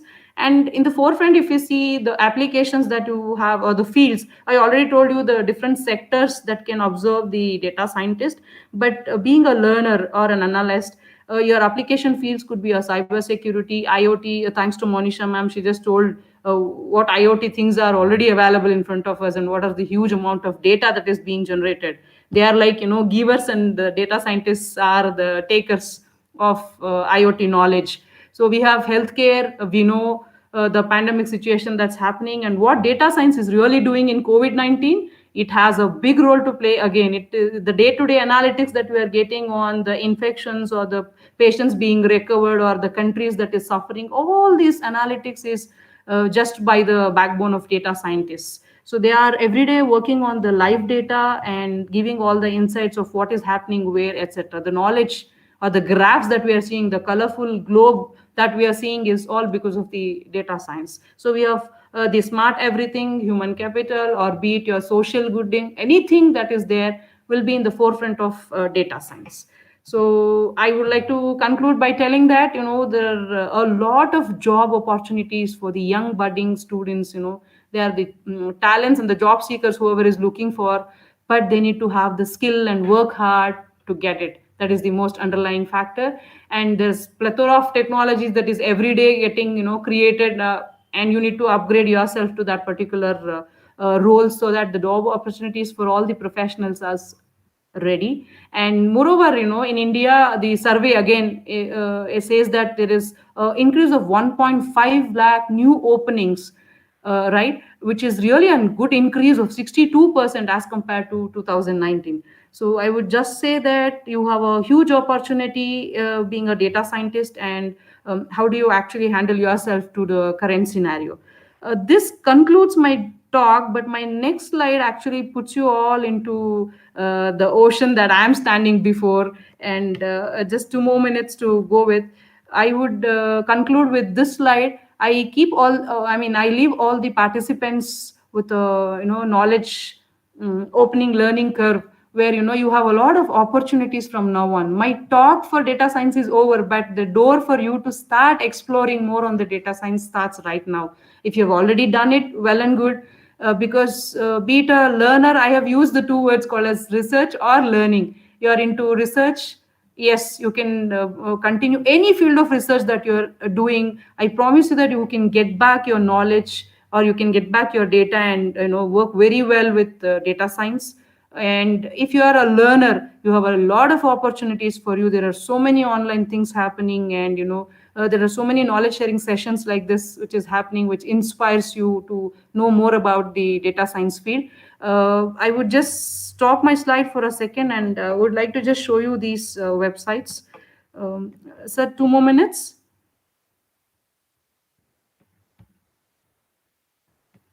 Can you see the screen? Yes, madam. You can go ahead. Okay. This is a very great website. What I'm talking about, I'm just telling you, you need a lot of data, you need a lot of computation power, you need a lot of things. But who is providing you all this? So there is always an opportunity for you to get into such websites and get association with them. There's something called as data infrastructure, and these people are really giving you the research ideas or research platforms that is really required in field of data science. One thing, and majorly I would really like all of you to just get into this or subscribe to this KD Nuggets. This is one website which really gives you the live interaction or the live data that is being happening or whatever. See, you can just see the different topics. It covers about AI, data science, deep learning, machine learning, or your languages like Python, R.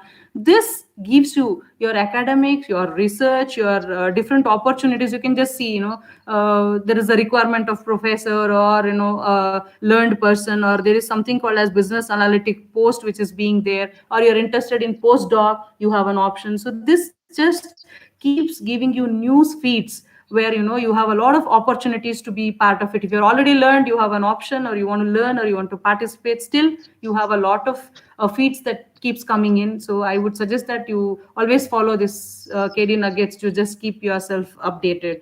And this is a website of University of Minnesota, because they have a lot of research projects. See, always idea sometimes comes from your inner self, or maybe sometimes you look at something and you get, or you see some parallel things and you get your ideas. Exactly, there are so many research projects that is being done by the students of the university. So just you can go through and try to get a proper idea about how the things happen.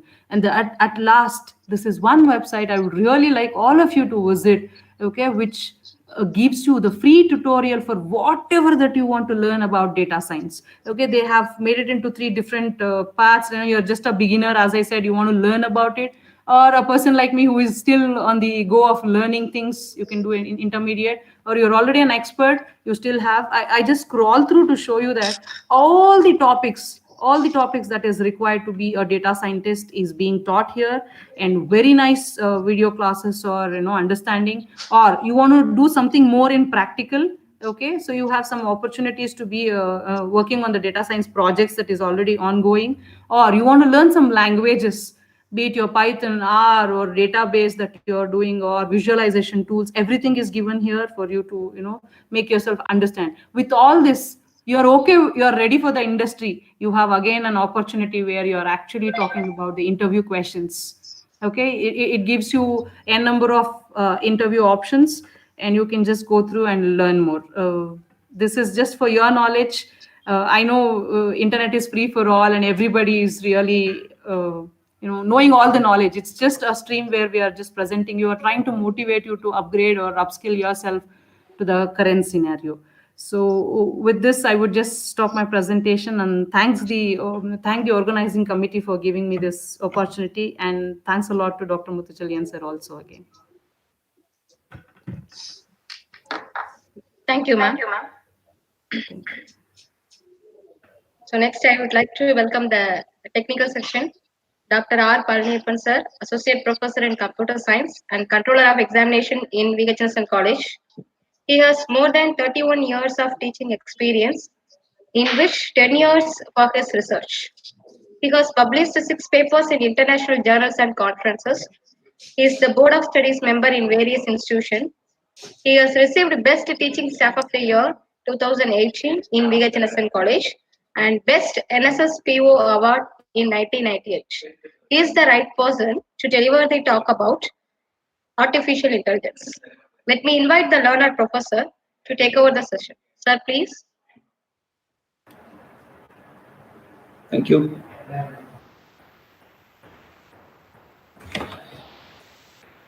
Celestine.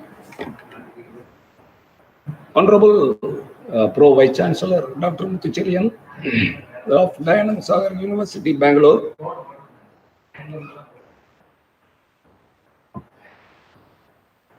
Our beloved Principal Dr. P. Sundarabandyan, my PhD Guru Dr. T. Kadarwala Kumar, Dean Research Dr. N. J. Kumaran, and all the professors sharing this logical platform. Very good morning to all of you, and my heartfelt thanks to the organizers, and first and foremost goes to our Honorable Pro Vice Chancellor. Thank you very much, sir, for giving me an opportunity to deliver a small pep talk on artificial intelligence.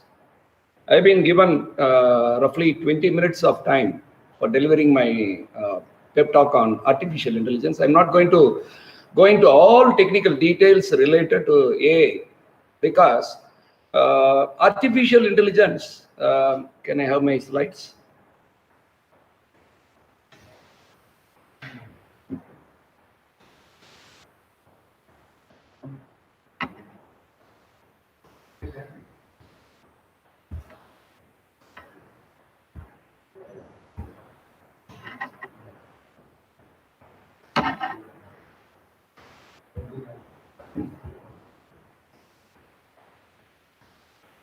Yeah, thank you.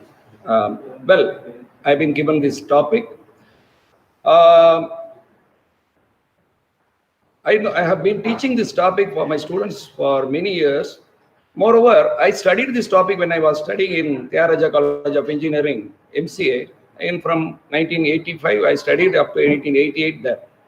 At the time also, that syllabus of artificial intelligence was there. Now also students are studying syllabus related to artificial intelligence.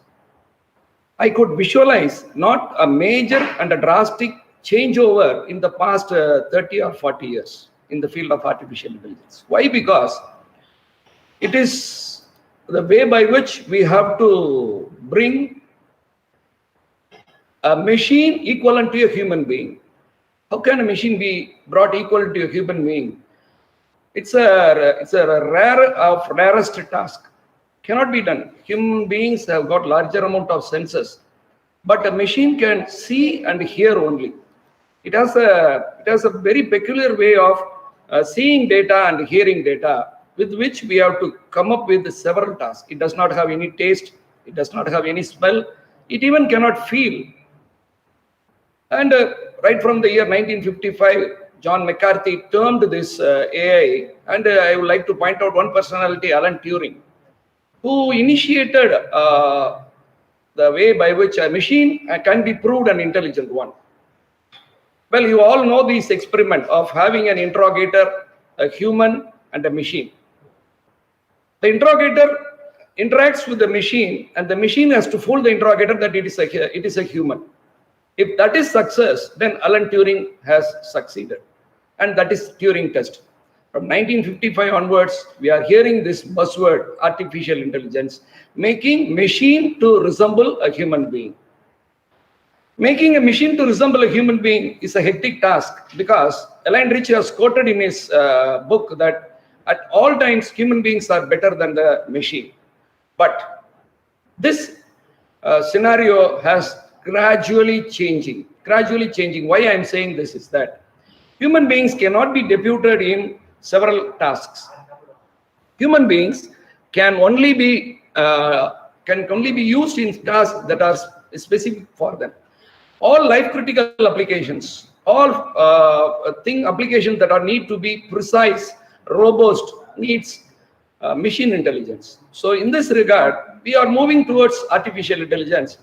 I have got 79 slides. I'm going to run fast because my time given is only 20 minutes to explain the concepts of artificial intelligence, the impact of artificial intelligence, and how all AI is going to help human. So that is the main focus now. Post-pandemic, AI will create a revolution. I presume and I predict artificial intelligence can be a robust instrument in making life more viable, because doctors cannot see patients now. Doctors cannot look into patients now. That can be done by a machine. So a machine needs intelligence. How can intelligence be imparted into a machine? It needs imparting the reasoning capability, planning, solving problems, thinking abstractly, comprehending ideas, language, and learn. All these things should come through a data. That data can be change it into a knowledge base. With that help of knowledge base, we can go in for inferencing, deducing new ideas from old ideas, deducing new concepts from old concepts. So we use a lot of techniques for solving problems, solving our ideas. Whenever I teach my students about these techniques, I really give them some illustrations related to these techniques. Rule-based techniques, you know, whenever we think of game playing, we going for rule-based techniques. Fuzzy logic. Students ask me, what is fuzzy logic, sir? I would like to quote an example. You know, Tamil Pullavar, you may be knowing a very famous Tamil Pullavar, Appaya. She used to say, Tayal sol kelir. Tayal sol kel. Tayal na pengal. Tayal means lady. Sol, the words of a lady. Don't listen to the words of a lady. I may be hurting some feelings of the ladies, but there lies the fussiness. Why? Don't listen to the words of the ladies is said by a lady. Whether to listen or not, she is a famous lady. If we want to listen a word of a famous lady, then we should listen. If it is said by a lady, then we should not listen. The level of fussiness determines. The level of fussiness determines whether to listen or not to listen. That has to be instructed to the machine. And you know, neural networks is now playing a very big role in machine intelligence and machine learning process. Right? Everybody is using genetic algorithms for solving problems. Well, the knowledge base, as everybody knows, today it is high and voluminous. The voluminous nature of data is disrupting the people. We have to formulate some mechanism to infer from the data, from the knowledge. We have several techniques of inferring. Why should we infer from the data? We want knowledgeable machine. Only when the machine gives us new ideas, we term it as a knowledgeable. Otherwise, it is a rote learning machine. Rote learning means whatever we give in, it gives us. It's a parrot. We don't want rote learning machines. We want machines that infer new fact from old facts. Well, it is heavily dependent on mathematics, probability, decision theory, and statistics. So decision theory, as everybody knows, nowadays all business people looking on decision-making process. And one instrument could heavily help them is artificial intelligence. That can be a very useful in a machine in creating, in giving solutions to problems. Customer relationship management, nowadays a ripe topic for business people, how to create relationship with customers, either online or offline. Nowadays it is going to online. So to attract customers is very important. So decision-making theory is largely dependent on this AI machine.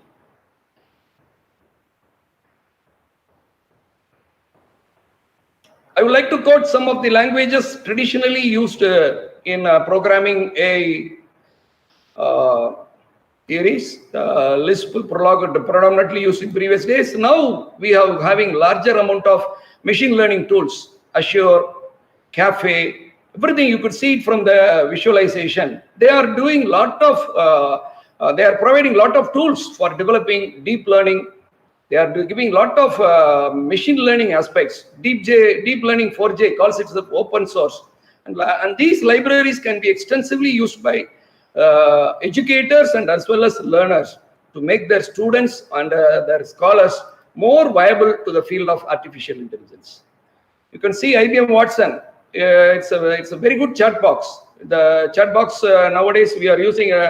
I recently used a chat box with the Samsung. I bought a Frigidaire. The Frigidaire got some problem. I wanted to complain during this pandemic situation. I was not able to contact the authorities. I went into the toll-free number. It gave me a chatbot. That chatbot intelligently interacted with me, getting details of what is the fault in the machine, where is the fault in the machine, what type of problems that we encountered during the faulty periods. All instructions they are asking. Chatbots are designed by this IBM Watson machine. And as Madam told, Python is an inevitable language in the field of artificial intelligence. PyBrain is an open source modular machine learning library, helps a lot. There are several such languages helping us: Skitlearn, Swift AI, all based on data mining, neural networks, and pattern recognitions. So the subfields are being looked into for. Please make note of these efficient tools that can be used for effective AI processing. And I could quote some of the machine learning tools, which you can refer through your days to come. And I would like to tell about the fields that are prominently used in AI. Well, Madam told about data science. Well, a larger amount of research is going on big data. Natural language processing. I would also like to tell a few examples. When I was studying these types of subjects, I'm quite interested in natural language processing. One such example, I remember when I was teaching my students in Ellen Rich book, it comes across. What is the meaning of diamond? One student told it is a precious stone. Another student told maybe a geometrical shape, sir. I told there is one another meaning also. What is that meaning, sir? Told it is a baseball ground. So a particular word diamond has got 3 different meanings. When given to a machine, what word it will take into consideration, what meaning it will take into consideration. The machine should not be left in confusion. It should be given a clear process of identifying what diamond is. I will meet you at the diamond, which means I will meet you at a baseball ground. The diamond is shimmering means a precious stone. Such type of clearances should be imparted into the machine, which is really a difficult task. Human way of learning is different. Machine way of learning is different. Machine learning is a very hectic task. That's why during the past 55 years, we are recognizing not a very high improvement in the field of artificial intelligence. Gradually it is improving. In between also there was a slow dip in the improvement. Now it is regaining its impact and it is growing to a larger extent. Many people are concentrating on artificial intelligence. Why? Because post-pandemic will be dominated by AI.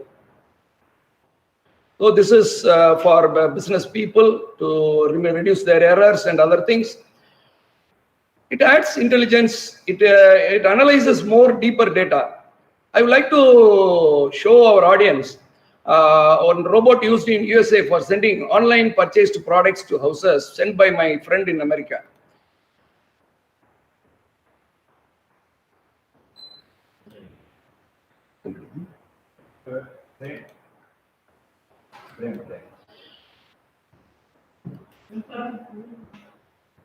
I'll show it later on.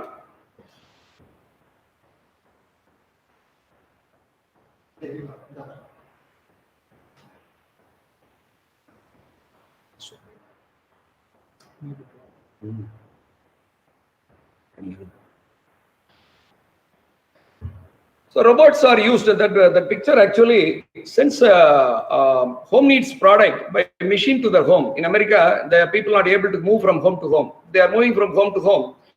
They will be kept in quarantine for some 7 days or 14 days. To avoid such type of confusions, people send products through robots.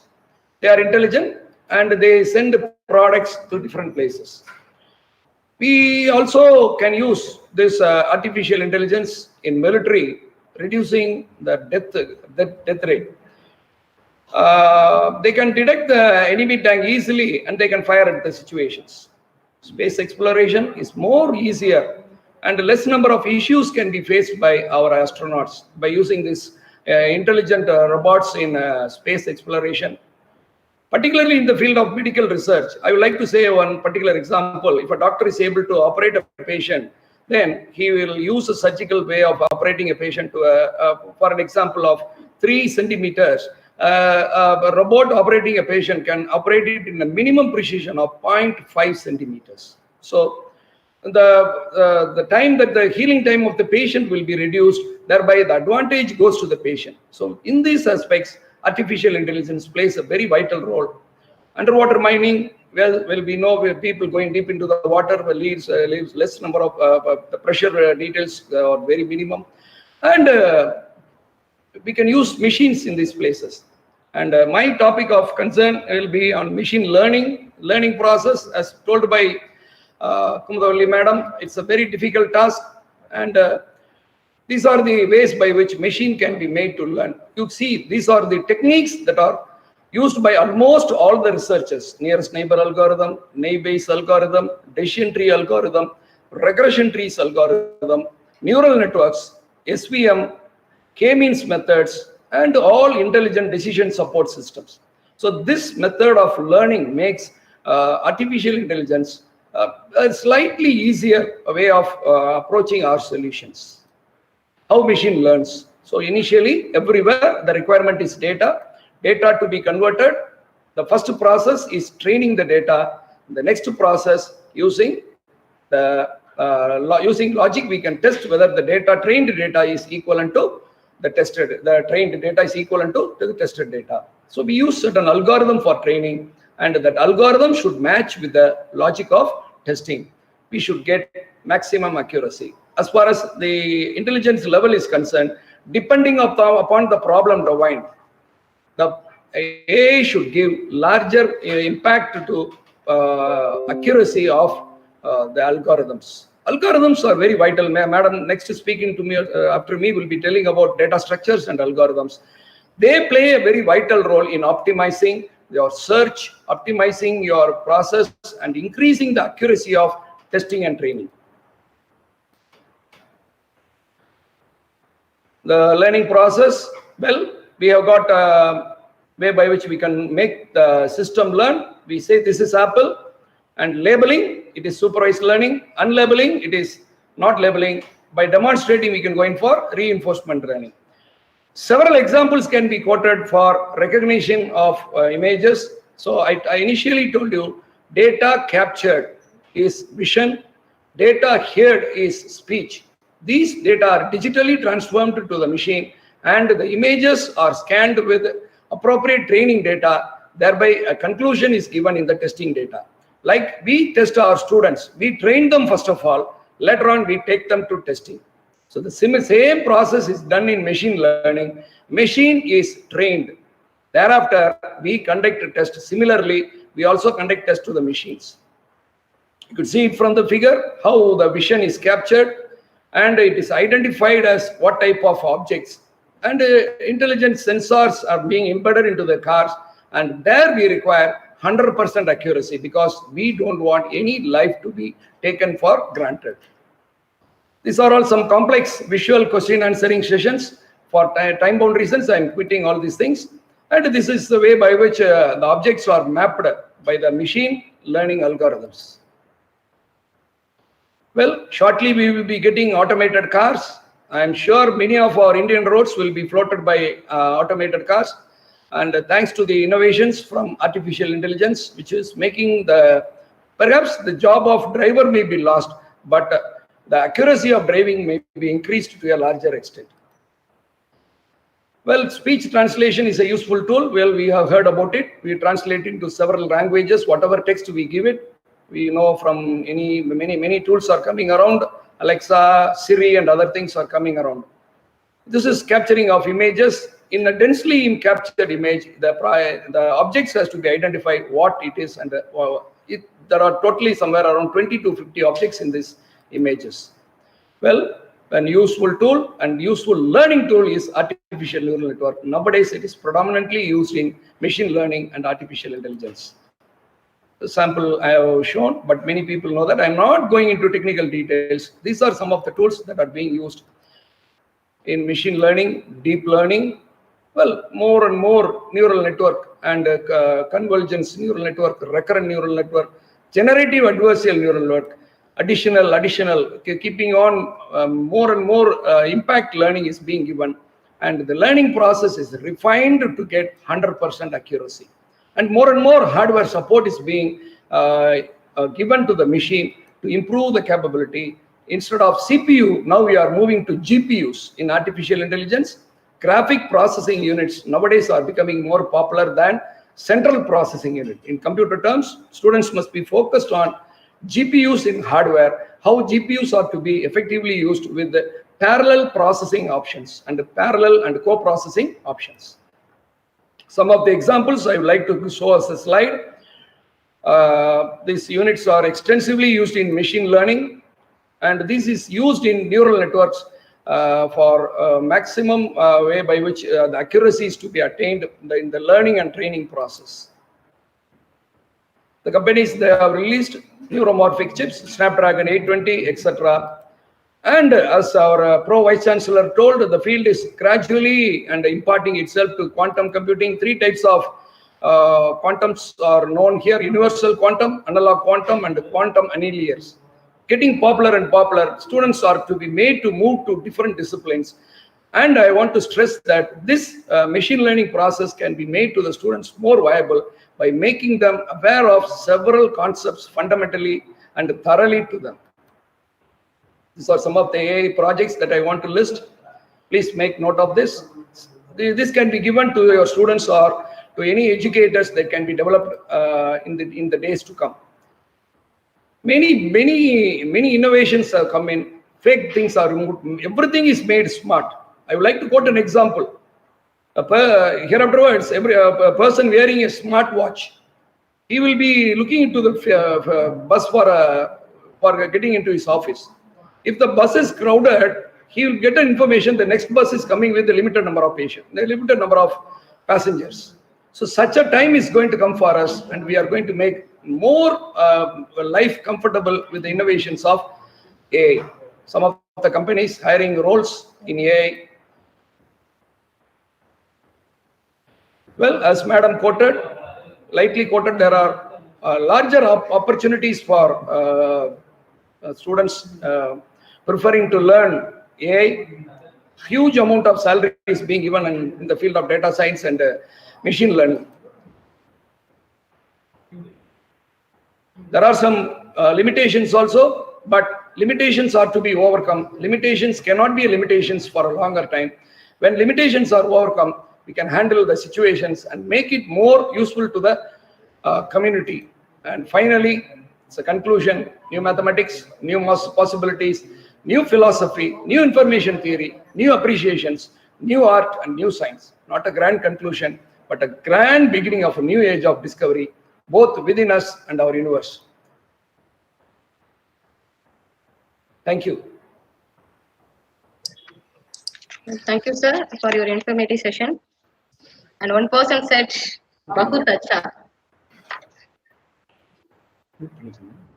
Next, I would like to invite Dr. R. Saranya ma'am, Assistant Professor in Computer Science, Central University of Tamil Nadu. She is having the best academic record in curriculum. She has got her doctoral degree in software engineering. She has also did another PhD in Anna University in name of cybersecurity. She has more than 7 years of teaching experience, and she is a member of various academic bodies. She published 5 papers and received many awards. Let me invite Dr. R. Charanya ma'am to deliver the topic titled Python for Data Science. And let me hand over the session to her. Ma'am, please. Yes, thank you, ma'am, for the brief introduction. So, good afternoon, everybody. Firstly, I would like to extend my deep sense of gratitude to Professor Dr. K. Muthichelian, Pro Vice Chancellor for Dayananda Group of Institutions, and his team for organizing and inviting me for this webinar series. So, my webinar session is on Python for Data Science. Actually, my lecture is all about giving you the insights of the basic programming concepts in Python. And at the end, all this will culminate on how to use this Python that geared up towards data science. And by rightly pointed out by Dr. Kumudaveli and Dr. Palniappan, like I would say, this Python would be the hottest job in the 21st century, as well as the data scientist is the hottest kind of job in the 21st century. Meaning that the average salary of the data scientist as well as the average salary of a Python program developer would be around some $12,000. So it is pretty obvious those who have skills in both Python as well as data science are great demands in the industry. So let me just go on to the presentation. To increase the bandwidth, let me just switch off turn off my camera. I'll just share the screen.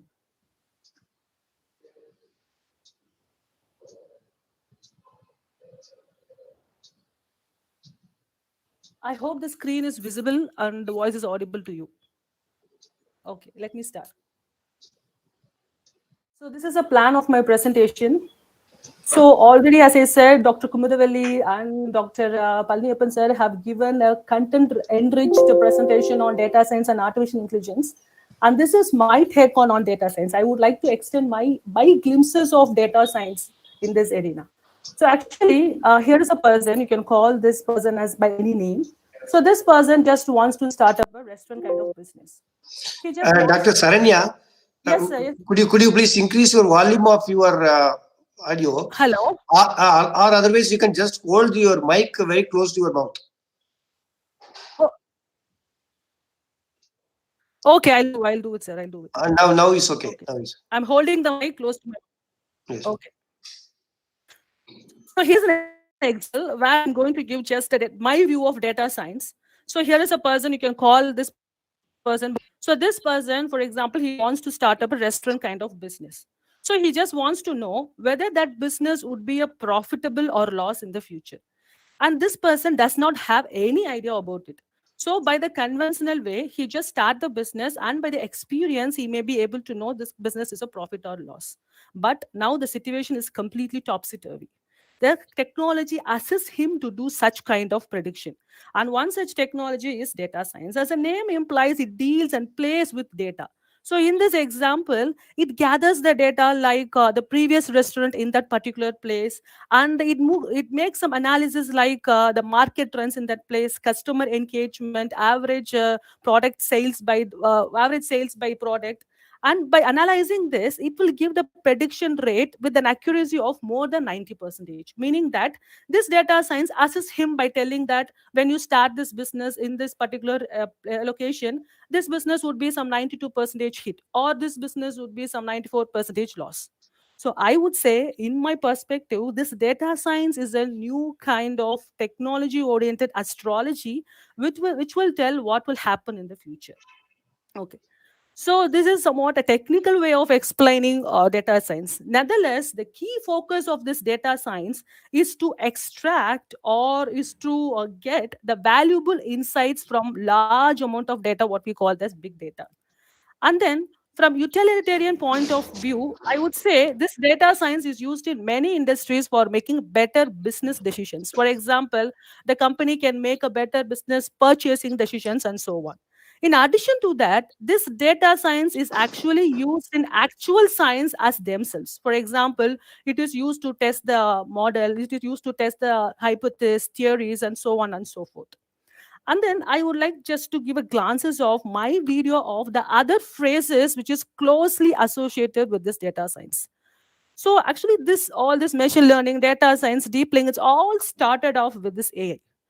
We all know AI is nothing but it is making the machine to think without any human intervention. Actually, the objective of using all this technique is to create an AI-based application. In this case, I would say I want to create a self-driving car. I want to derive a recommendation system. For this, we are using all this technology. I would say this AI is a kind of umbrella term that encompasses all these subterms. And then comes a machine learning. Machine learning is a kind of statistical technique which is used to explore and analyze the data. And there are many sub-techniques like supervised, unsupervised, and reinforcement learning, as pointed out by Dr. Palniyappan.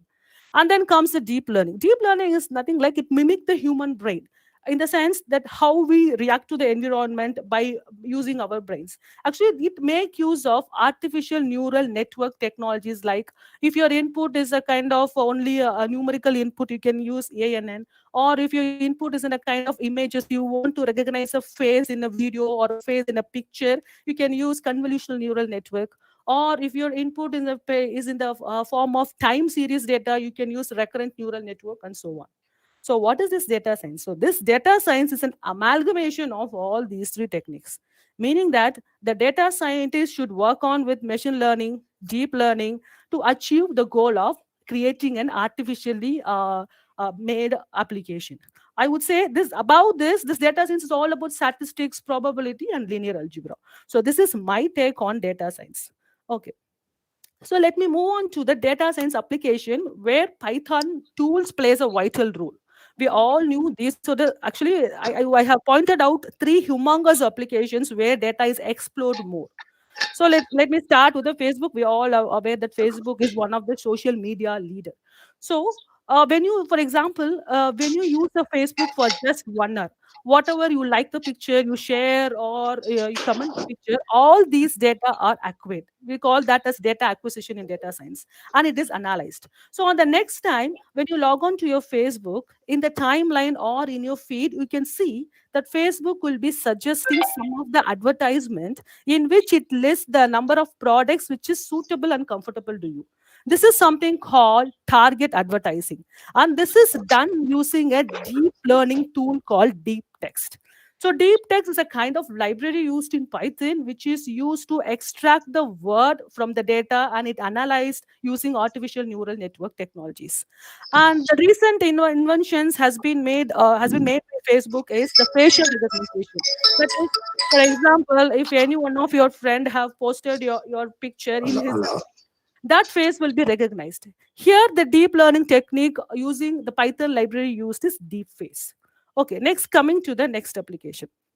The next company which uses data science humongously is Netflix. We all knew that Netflix is a kind of an online streaming media where many people used to watch online movies, documentaries, and some kind of dramas and so on. So here, the algorithm which is used in Netflix by data science is recommendation system, meaning that this algorithm actually it searches for the movies that are similar to the one that you have watched or liked previously. Generally, there are two kinds of recommendation system. One is called content-based recommendation system. The other one is called collaborative filtering. Content-based in the sense, for example, if you are watching a kind of science fiction movies or if you are watching in a kind of thriller movie in Tamil, the Netflix will be recommending the thriller movies in other languages also. This is called content-based recommendation system. Whereas collaborative filtering, for example, let me say, if the person A watches science fiction and thriller, and if the person B watches science fiction, thriller, and action, it is likely that person A to be likely to be watch the action also. So this is called collaborative filtering. And then next come to the largest e-commerce application which use data science more is the Amazon. So here also it make use of recommendation system algorithm to explore the data from what is called large data or big data and make a relationship among them, find the patterns, and it will recommend the products that our customer are likely to buy in the future. So the same kind of operation is followed in the Flipkart also. So not only this data science is also being used in biotechnology and then optimizing the rides in the Uber services and rightly pointed out by Dr. Palniappan, the natural language processing, what you called the speech recognition, the text summarization or sentimental analysis, Twitter analysis and so on. Now, without further ado, let me go on to my topic. Okay, what are the programming languages for data science? So this is a list. Actually, it's all my preference, or as per the survey taken by 2019, the first language which is best or the popular choice for data scientists as well as for the newcomers is a Python. Because it is popular choice in the sense, this Python has a wide array of libraries which act for multiple roles. And also, this Python is very easy to learn for the new data scientists as well as for the newcomers because it is an open source and also it owing to its capacity of easy to learn as well as wide range of libraries. The second comes the R. So R is a kind of more for statistical oriented kind of language. When you say the difference between the Python and R, I would say the Python is a kind of general purpose language. General purpose language in the sense anything can be built out of this Python. Like you can develop web development, backend for the web development. You can do for scientific computing. You can develop an app, games, and so on. Whereas this R is most preferable or popular choice for data scientists. And then comes the SQL. SQL, we all aware that it is a kind of database language. I would say this SQL is like a side arm for data science, meaning that the data science use SQL for updating, retrieving, and managing the data. So apart from these three languages, there are many languages like Scala, the extension of Java, Julia, and so on. But these three are the top notch. Okay. Now let me go on to Why Python for data science? So these are the valuable, or I would say justified reasons for why the data scientists as well as the newcomers, even the 12th standard syllabus, they have incorporated Python. So why Python for data science? Why the people has to learn Python? Okay, the first one is the ease of use. So owing to its open source and ease of use, anybody can learn Python. Even the normal YouTube tutorial is suffice to learn the basics of Python. Okay, and then the general purpose. As I said, it is used for anything can be developed out of this Python, like for web development, scientific computing in the sense to do a kind of simulation, to test the module and so on. And then comes the data analysis. And then this Python has dedicated and extensive libraries. Well, one such is called Pandas. Pandas is mostly for the data management analysis kind of technique. This you call as data wrangling. Data wrangling is nothing but converting the raw data into another format data in which the machine learning or heavy duty algorithm understands. And next comes the NumPy. This NumPy kind of library deals with multidimensional arrays or multidimensional matrices. It's more of with statistical task. And then the next highest or the next salient feature of Python is visualization. Python has two enriched libraries to support this visualization. Visualization in the sense it is used to identify the trends, patterns out of the data. And then apart from this, there are many sophisticated algorithms are pre-coded in Python as a library. One such is called Scikit library. Scikit library in the sense, for example, in the supervised learning, the most common algorithm used in supervised is SVM, support vector machine. So you need not write each and every code of SVM. You just have to plugins. Plugins in the sense you just have to call it. So to call it, you need to import the Scikit library. So most of the decision tree algorithm, random forest, every algorithm is pre-coded in the form of library in Python. And then the survey reports, and also the survey, even though this Python was invented it was evolved in 1980s itself, according to the survey of 2019, many people, 89% of the data scientists as well as even the normal new learners prefer Python over R because of these justified reasons. Okay, then let me move on to the IDEs. So we know these are the reasons. Then how to code this Python? There are many environments. So most of the environments is supported by this Anaconda distribution. Here in my lecture, I have used two of the IDEs, both Jupyter Network as well as Spider. So, and also, as rightly pointed out by Dr. Palniappan, he said most of the AI, especially related to the deep learning techniques, it demands high computational power resources, which means with a normal system, with a normal laptop, you cannot work on it. You cannot analyze the data, you cannot process or whatever. But for that, there are many online cloud kind of IDs are supported. One such is called Colab. Core laboratory supported by Google. So when you are into deep learning, when you want to use Python, the Colab is the best as of now. Okay, now let me move on. My lecture will be, I'm just touching the basic data structures used in Python, and then I'll be moving on to these three libraries, that is Pandas, NumPy, and Matplotlib. Okay, data structures in Python. So we all know what is data structure. So data structure is something, a structure which consists of related data, which is something related to data organization, management, and storage and retrieval of data. So in Python, actually there are four data structures. Here I have discussed three data structures. They are list, tuples, and dictionaries. Let me start with the list. So what is list? List is nothing. See, as we all know, data science, as a name implies, is all with data. We need to play with the data. Okay. The first step in the data science perspective is to bring the data into a system. So after bringing the data into a system, the data may exist in multiple formats. It could be a CSV format, or it could be a normal XML format or Excel sheet format, and so on. So with that data, what are you going to do? You need to process it. Simply, we cannot process it. There are some structures are they supported by Python, some libraries are supported by Pythons. So one such structure is called list. So list is nothing but it is a collection of data, where here we call the data as an elements, where the elements are ordered. The elements are ordered, and you can access the elements by the method supported by the list. Okay. Here, this is a simple syntax of how to create a list in Python. So you have a data items, and you want to access the data items or data in a kind of ordered way. So this is a simple syntax. List name equal to you have to put a square bracket and the list of items. Here goes an example.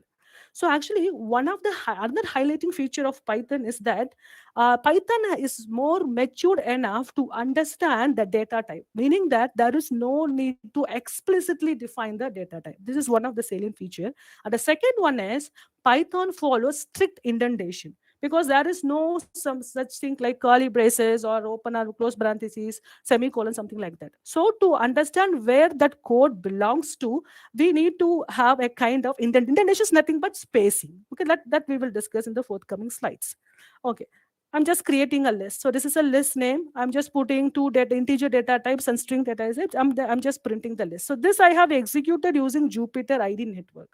So it is printing the elements. And also I can create an empty list of, and then when I print the list, it will give the empty element. Okay, now I'm just putting the elements in the items in the list, and then I'm trying to access this by index.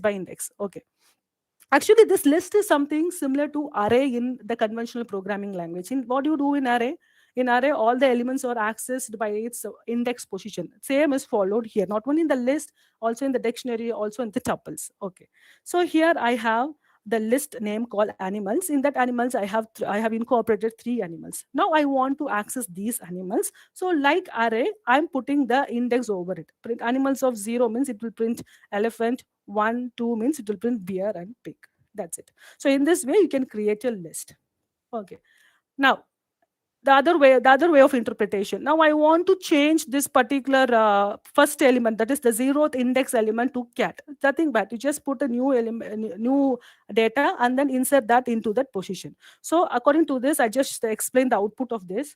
First, it will print these elements: elephant, bear, and pig. And the second thing is, what I'm doing is I have changed this into the first element into cat. So the obvious output could be cat, and the last output is a pig. So this is the output of this. Okay, then moving on to there are 2 ways to access the elements in the list. One is, we know by this, it starts from the 0th index. Next, now you have the empty number of items in the list. Now you have to access the last element. So you cannot proceed from 0 and up to n. For that, you can go to the negative indexing. For example, if I want to print this last element, pig, first, I just move on to the negative index. Negative indexing sense, this indicates -1, this indicates -2, and this indicates -3. So when I just print this, I'll print that animals in the reverse order: pig, bear, and elephant. Okay. Now, methods of the list. Now here to discuss how to access the item in the list. Now it's all about how to add more elements or items to the list. So there are many methods. One such method is an extend of function. To extend of function in the sense, it add multiple elements at the end of the list. Okay, here I have the existing list with this kind of items: elephant, bear, and car, bear and pig. Now I want to add 2 more items like cow and meerkat. So I have to just call this extend of function. So you can see the output, the relevant output here. Okay, now I want to insert an item in a particular position. So here comes the syntax. This indicates that is inserting this item X in the position called I. Now I want to insert this horse in the 0th position. I don't want this elephant to be printed first. I want this horse to be printed first. So that can happen by just calling or invoking the insert of function. So when I print like this, you can see horse, elephant, bear, and pig. So similarly, if I want to print that horse at the last, or if I want to print the horse in the second position, that is 0, 1, 2, I want the horse to be printed here. I just give that index position here. That's it. Okay. This is a pop operations of the list. That is remove of. I want to remove, for example, the 4. So I just call this kind of method, numbers.remove of 4. So it will remove 4 and it will print the remaining elements. Now I just walk through this simple code. The first thing is, here you have a confusion like if one item occur more than 1 times, what happened when we call the remove of function? Actually, this remove of function, it removes only the first occurrence of the item from the list whose value is X. That is, there are 2 4s, but it removes only this 4. Okay, to have a more understanding, I just walk through this code.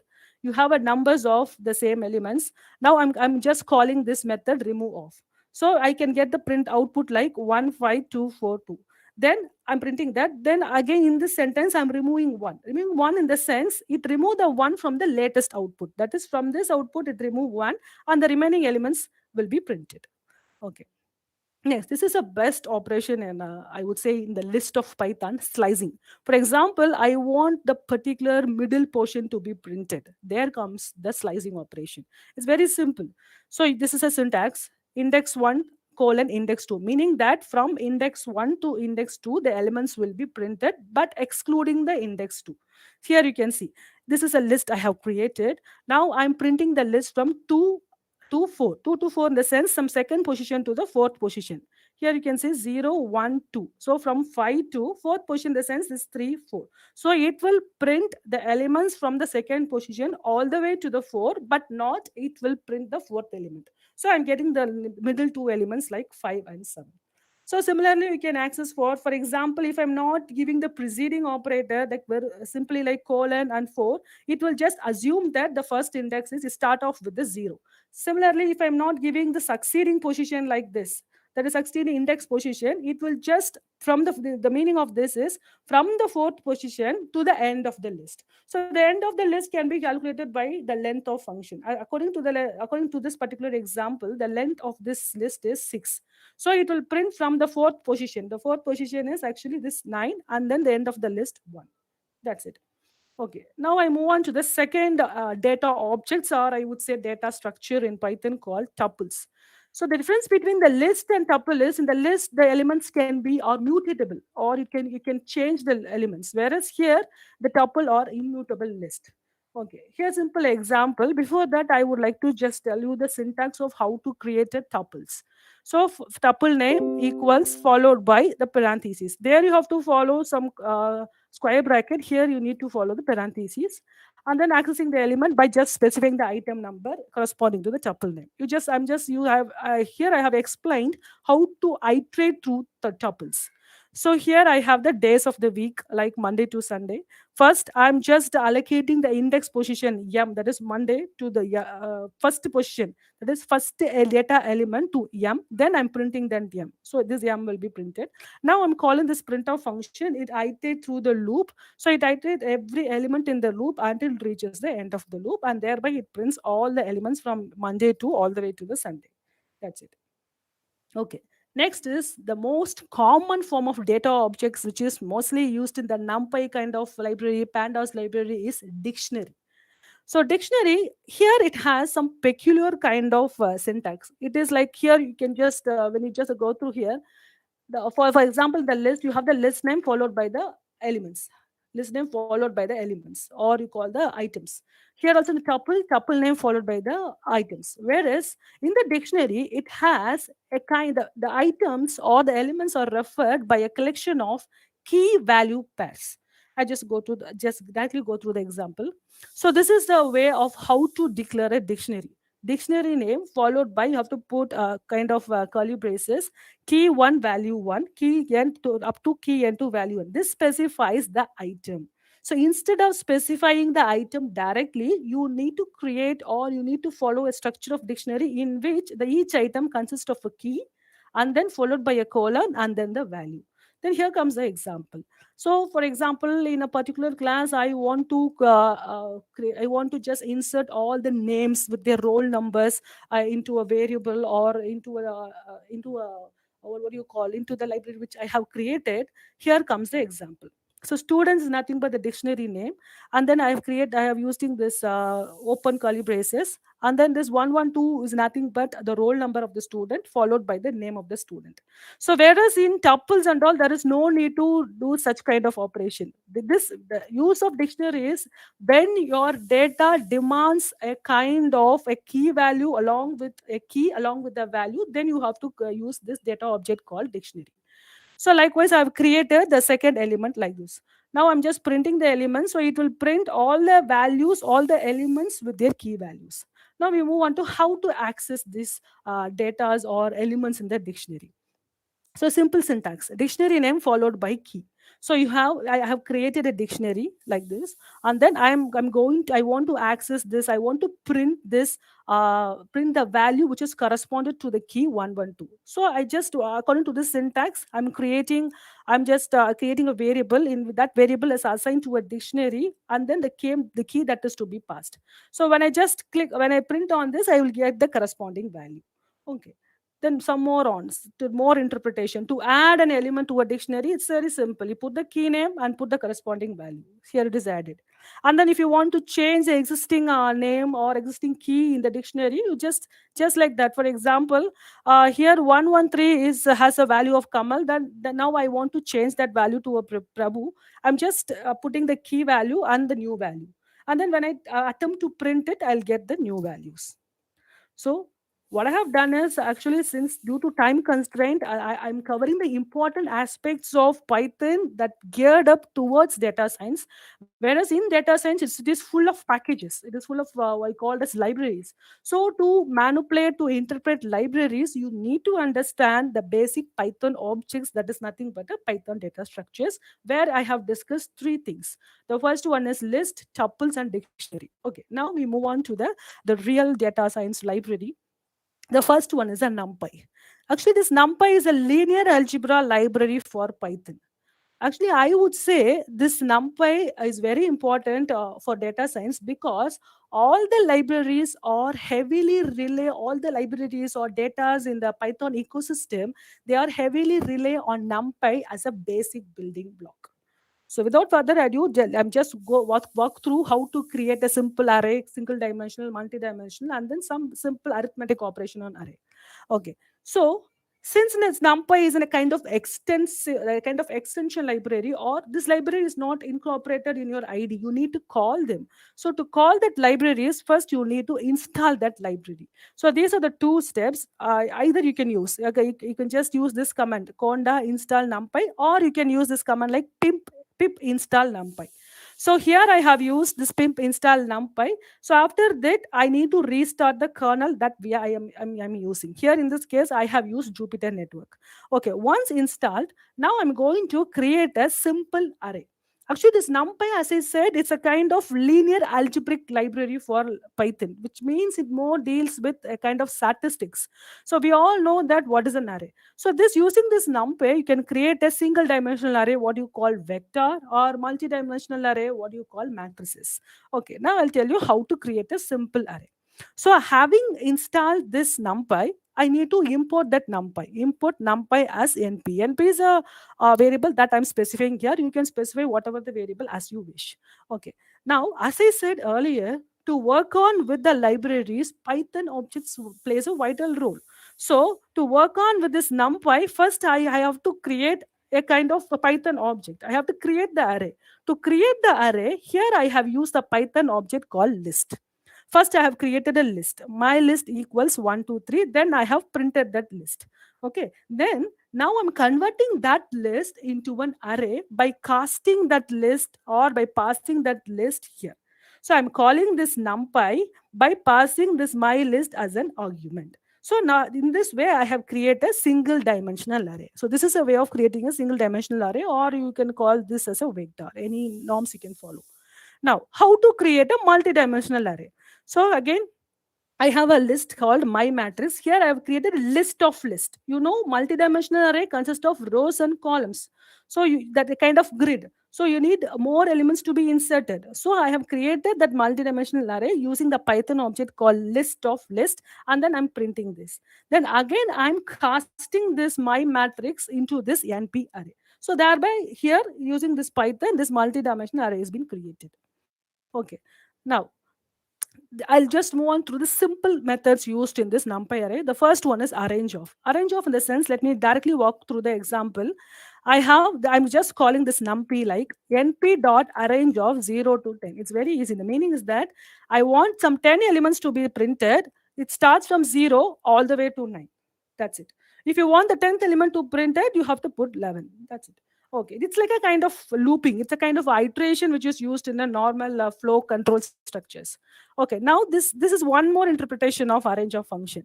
This is nothing but a step size. So I want to print the elements from 0 all the way to 11, which means I want 11 elements. But here I have a restriction like 2. 2 in the sense for every turn, it has to increase by 2. So 0 to 2, 4, 6, 8, and 10. That's it. Then when you want to create a kind of an array, single dimensional array or multi-dimensional array with full of zeros or full of ones, you just call this function, which is all incorporated in NumPy. Okay. Now, performing a simple arithmetic operation in NumPy arrays. You can easily perform array with array arithmetic or scalar with array arithmetic by using this following function. Okay.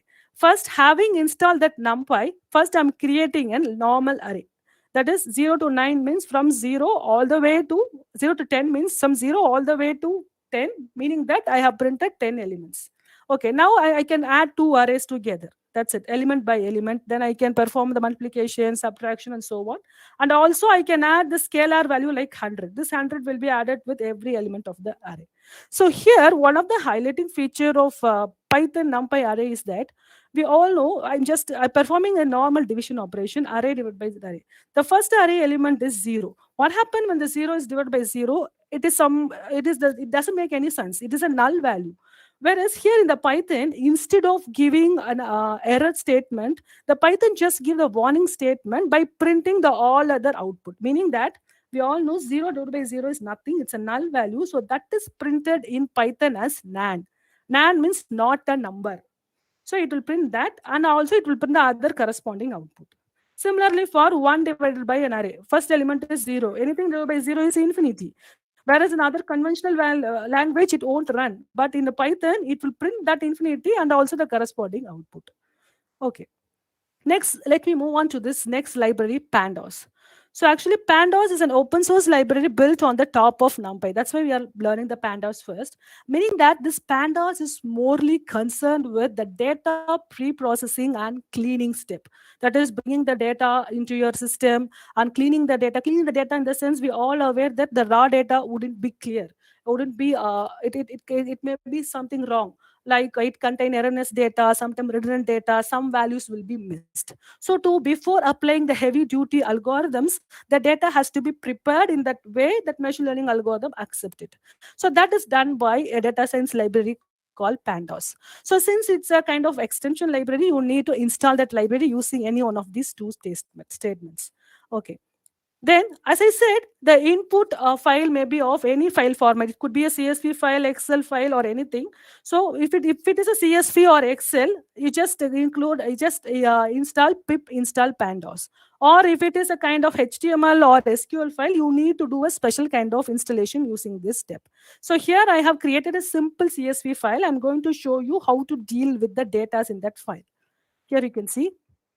So the two primary usage of this Python data science library Pandas is, first is open and read the input. It bring the raw input into your system. So having installed that Pandas, I'm just importing that importing Panda as PD.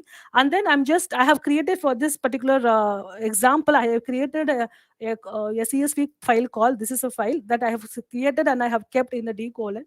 Then I have just called here. To call that, I need to use this function read underscore CSV. So I can see a data frame of the CSV file that I have created. Okay, now let's do some other manipulation. So why do we need to clean the data? Why do we need to pre-process the data? In the sense, one such kind of error is missing data. Missing data in the sense, values or observations that are not recorded or corrupted in the raw input data. Some of the data may not be correct. Some of the data may be missing. Some of the raw data. So how to handle those data?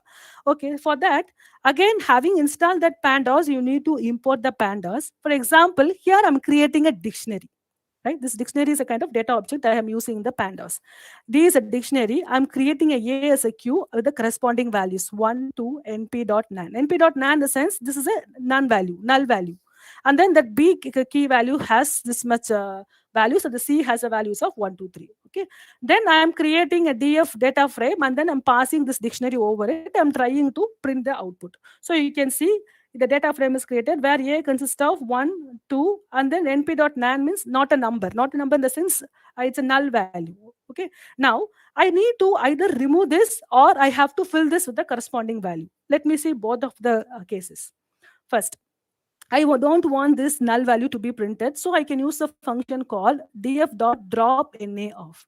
Drop na off means it will remove the data values where in a particular row it has NaN values. So in the particular row, all these contains NaN values. So this will be deleted. So this you can display. You can see the display of this 0th row.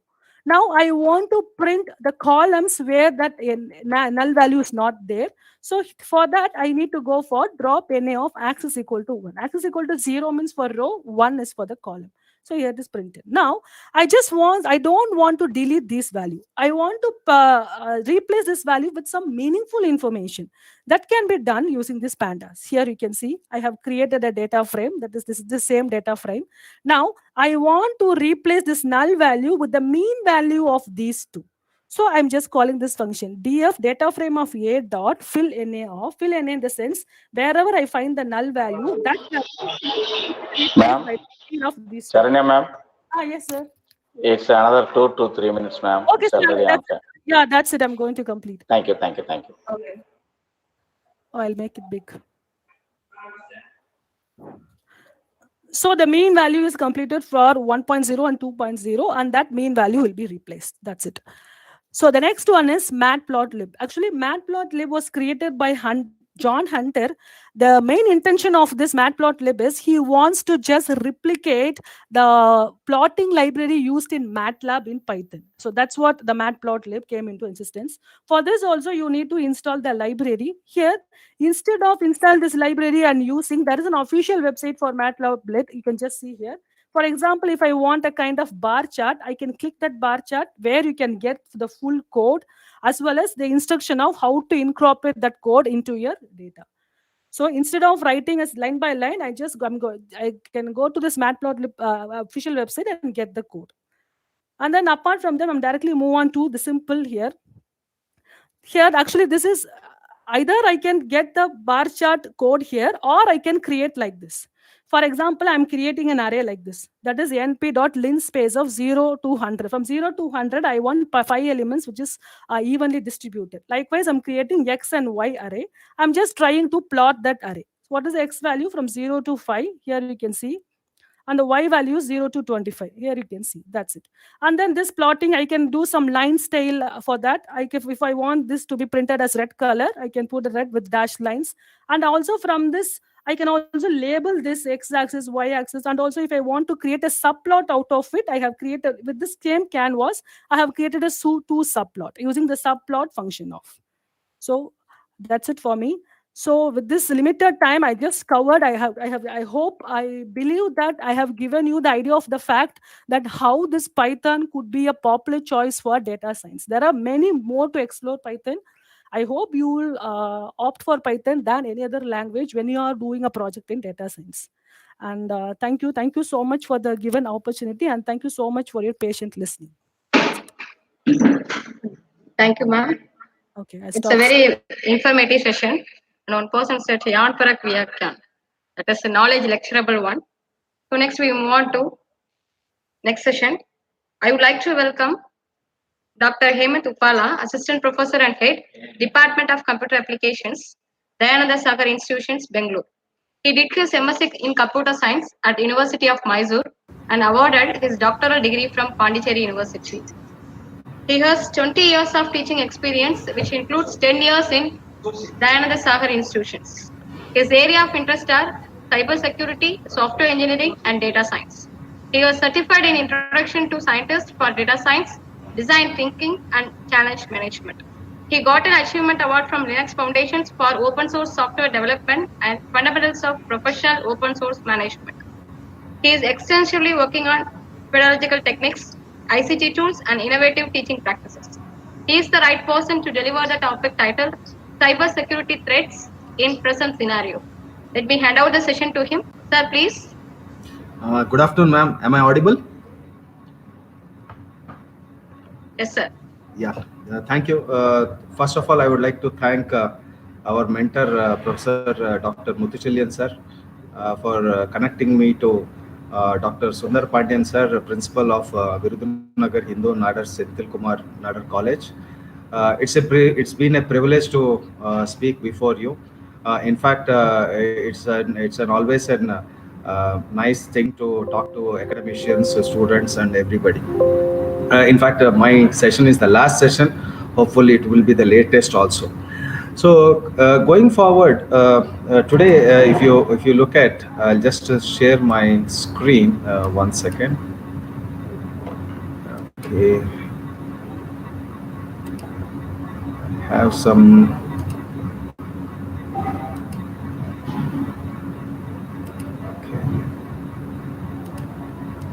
Okay. Is my presentation visible? No, not yet, Professor. No. No, not yet shared. It's not visible, sir. 1 second. One second.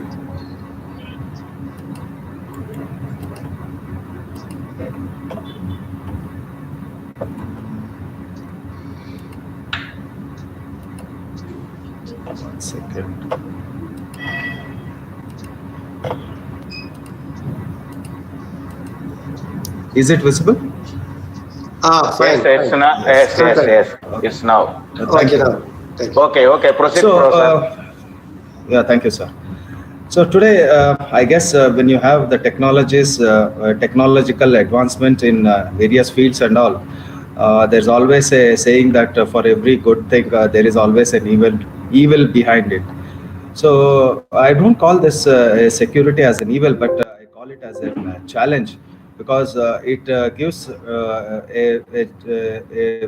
platform to think out of the box.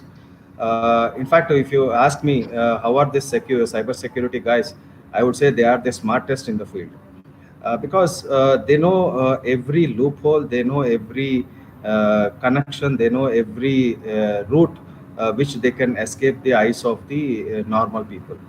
Now, in fact, if you look at the latest headlines that in recent days, in fact, it has been heavily dependent on a lot of things which were not possible during this COVID time. Now, during this COVID time, we have seen that there have been lots and lots of phishing attacks. There have been specific attacks to some countries. In fact, unwillingly, sometimes. So it so happens that during any calamity, they take the name of the calamity and they trick people into what we call it as doing something which they are not ought to do ought not to do on a regular basis actually. Now, in fact, if you look at the recent trends and all everywhere, it's not only India.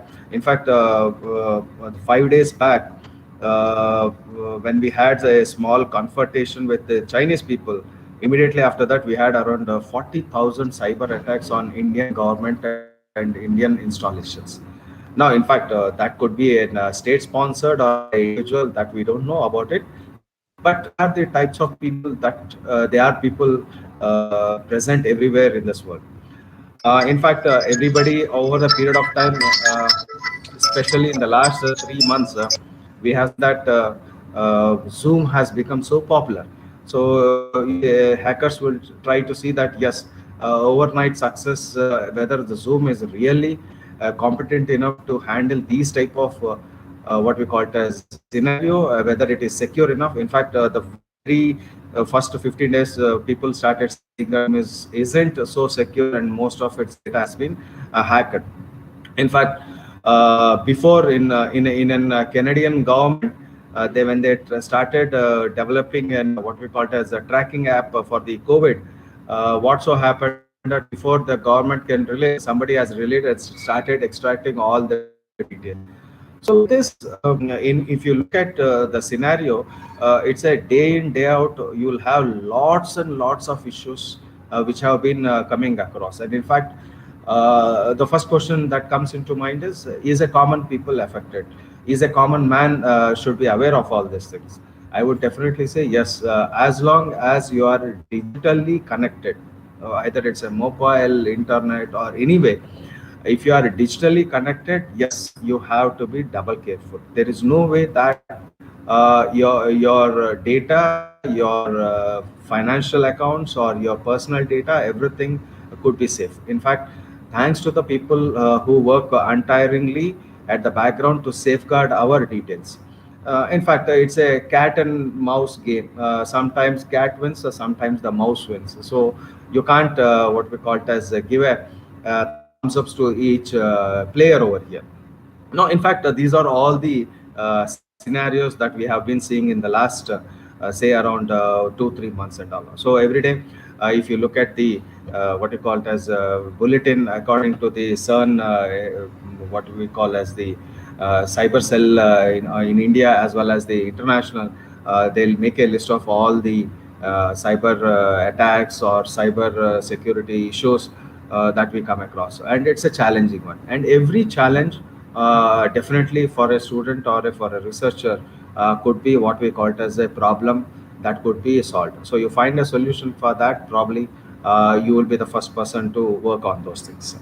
So coming to this specific topic, when we look at the cybersecurity field as such, we have to first understand why the popularity has grown over a period of time. In the sense, whether the cybersecurity was confined to specific what you call topics or domains, or whether it has grown.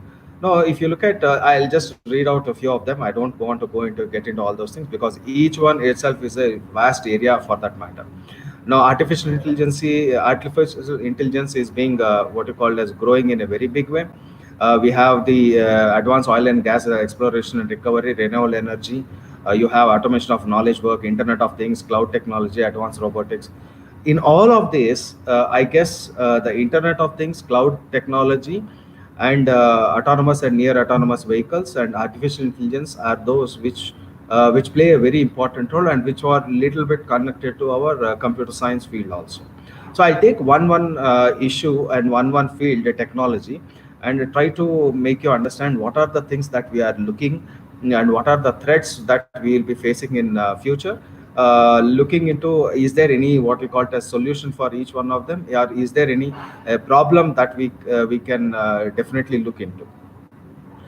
So coming to the artificial intelligence, this is one field which has actually gained a lot of interest over a period of time. I guess our speakers before me would have given a broader view of what these technologies are, what are these areas, how are these technologies going to affect us in coming days.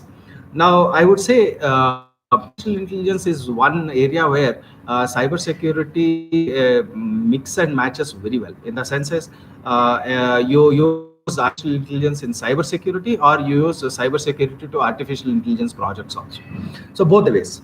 So according to the Norton, I guess everybody knows there is a famous antivirus company, Norton Security and Norton Antivirus. It has listed out few what we call it as threats which would be prevalent in 2020, and over a period of time in next 4 or 5 years you'll see a strong threats emerging in these areas and all. One of them, I'll just throw a light on each one of them. Deepfakes is one what we call it as a technology or thing that people are finding it very difficult. So deepfake is basically it's a combination of two words. One is the deep learning as well as another one is faking. Now, what happens is here, this artificial intelligence technology will create fake images and sounds, and they'll mix into, they'll try to superimpose into some person facial expressions and make it that he himself is speaking. In the senses, tomorrow, I'm just giving an example. I don't want to hurt anybody's feelings and all. So, tomorrow you want to defame a popular politician or a very unpopular politician, it would be very easy because you can just take a track of all his recordings, see his facial expressions, build a what you call algorithm and see whether you can build what we call it as fake images and sounds out of it. And you write a script, and the movement of the lips and the movement of the facial expressions will be similar to what the words that he is uttering. So in a nutshell, I would like to say that tomorrow you can ask ask our popular, what we call it as neighbor, Pakistan, to just say that we are going to, what we call it as bomb some countries and all. So even though the speaker or the prime minister wouldn't have not spoken, but you can make deep faking videos like this. Still, it is in initial stages, but there are so many videos which have been coming out like this. The next one is again the same thing, more or similar to that. There you go for the video one, and here you go for the voice technology. So deep faking voice technology is something like you can create voices out of each one other people, and obviously like celebrities and CEOs using the artificial intelligence, and you can just send it across saying that that's why in future even the audio recordings has to be what we call it as scrutinized and sent to forensic to identify whether it is the genuine or an what we call it as a fake one. Now, in fact, in future you'll have cyber attacks which will be powered by artificial intelligence. In the sense is, using artificial intelligence, hackers will create the programs which will mimic exactly the human behavior.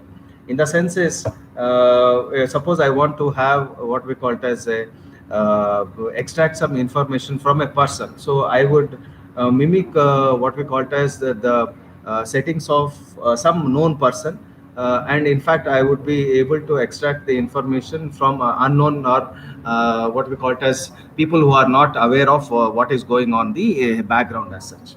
So in fact, most of the time it so happens that they are ready to extract the personal and the financial information from somebody. In fact, in India, I don't know whether artificial intelligence plays a role or not, but some Indians are smart enough to outperform the artificial intelligence. They are using this technique very extensively. In fact, recently I happened to see a article. There is one place called as Jamtara in Jharkhand or North Indian, where we have all this mobile scamming scams originating from that place and all. Okay, so these are some of the examples. Now, it's also possible that sometimes the hackers may attack AI while it's still in learning phase. My dear participants, in fact, to highlight this, I would always say that there is a movie called as Eagle Eye, in a Hollywood movie called as Eagle Eye, where in fact it's a clear example of how hackers attack the artificial intelligence system of the national defense of USA, and they ask the system itself to attempt an assassination on the president. A beautiful movie to highlight this particular concept. And in fact, going forward, you can create what we call it as disinformation in the social media nowadays. You know what you mean by fake news. In fact, how exactly are you going to counter it, and how exactly you are going to identify the advantages or genuine news or the fake news and all. And tomorrow, recently in last 6 months or 1 year, we have seen a considerable amount of what we call it as research in quantum computing.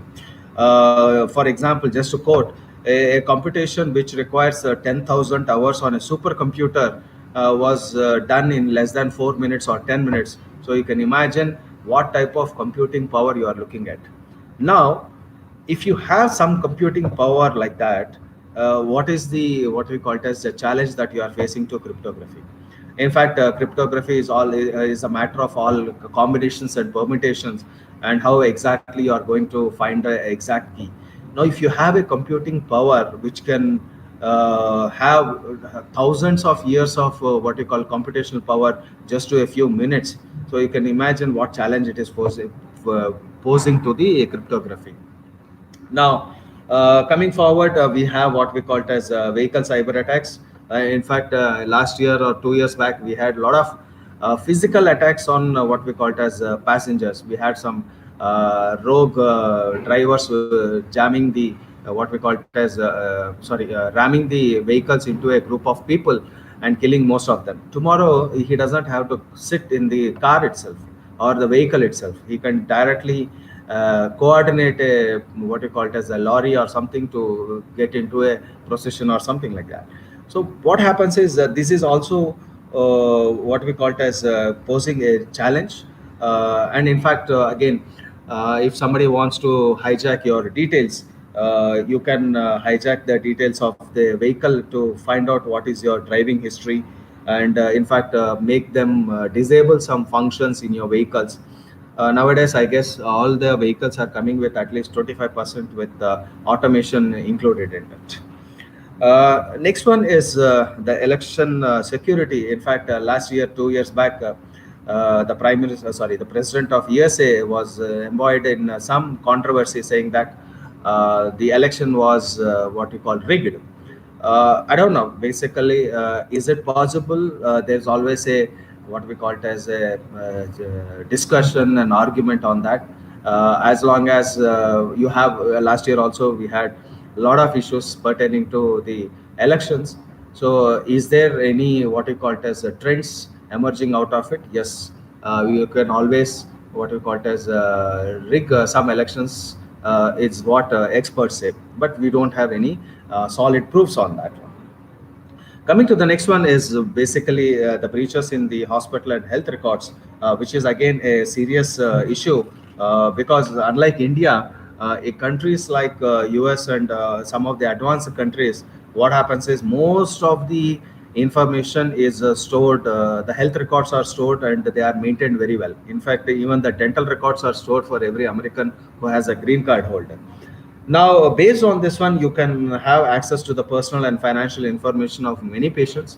You can trick them. You can what you call it as do all illegal things based on their information. So data breaches can always happen. There is no guarantee that you can say that. And in fact, there are people on the we call a place called as the dark web, where there are a lot of people who are ready to buy the information, personal information of people and all. And in fact, continuing with that, you have ransomware attacks in the public sector, all the governmental organizations. In fact, in every time there is a confrontation with our neighbors, we have some of the Indian government sites to be what we call it as disfigured and putting all nonsense information on that one also. And in fact, that's the best example for me in Tamil Nadu. They found a ransomware in some of the what we call it as in one of the power plant, a nuclear power plant. So like this, there are so many threats which are coming, and in fact, for every threat, we have a possible. I don't say that confirmed solution, but you can have a possible solution. As I told you earlier, it is a cat and mouse game every time. Coming to the next area that we are looking at is the IoT. In fact, I was told by 2026, probably in another 6 years, there will be some billions and billions of what we call it as IoT devices, Internet on Things devices, which are connected to the internet. Now, let us not go into challenge, because I would like to just highlight the challenges which we can think of in each of these areas. So according to the security today, you usually categorize them as consumer IoT, commercial IoTs, industrial Internet of Things, infrastructure IoTs, military IoT, etc. Now, what happens in these things is, suppose, for example, what are the challenges and what are the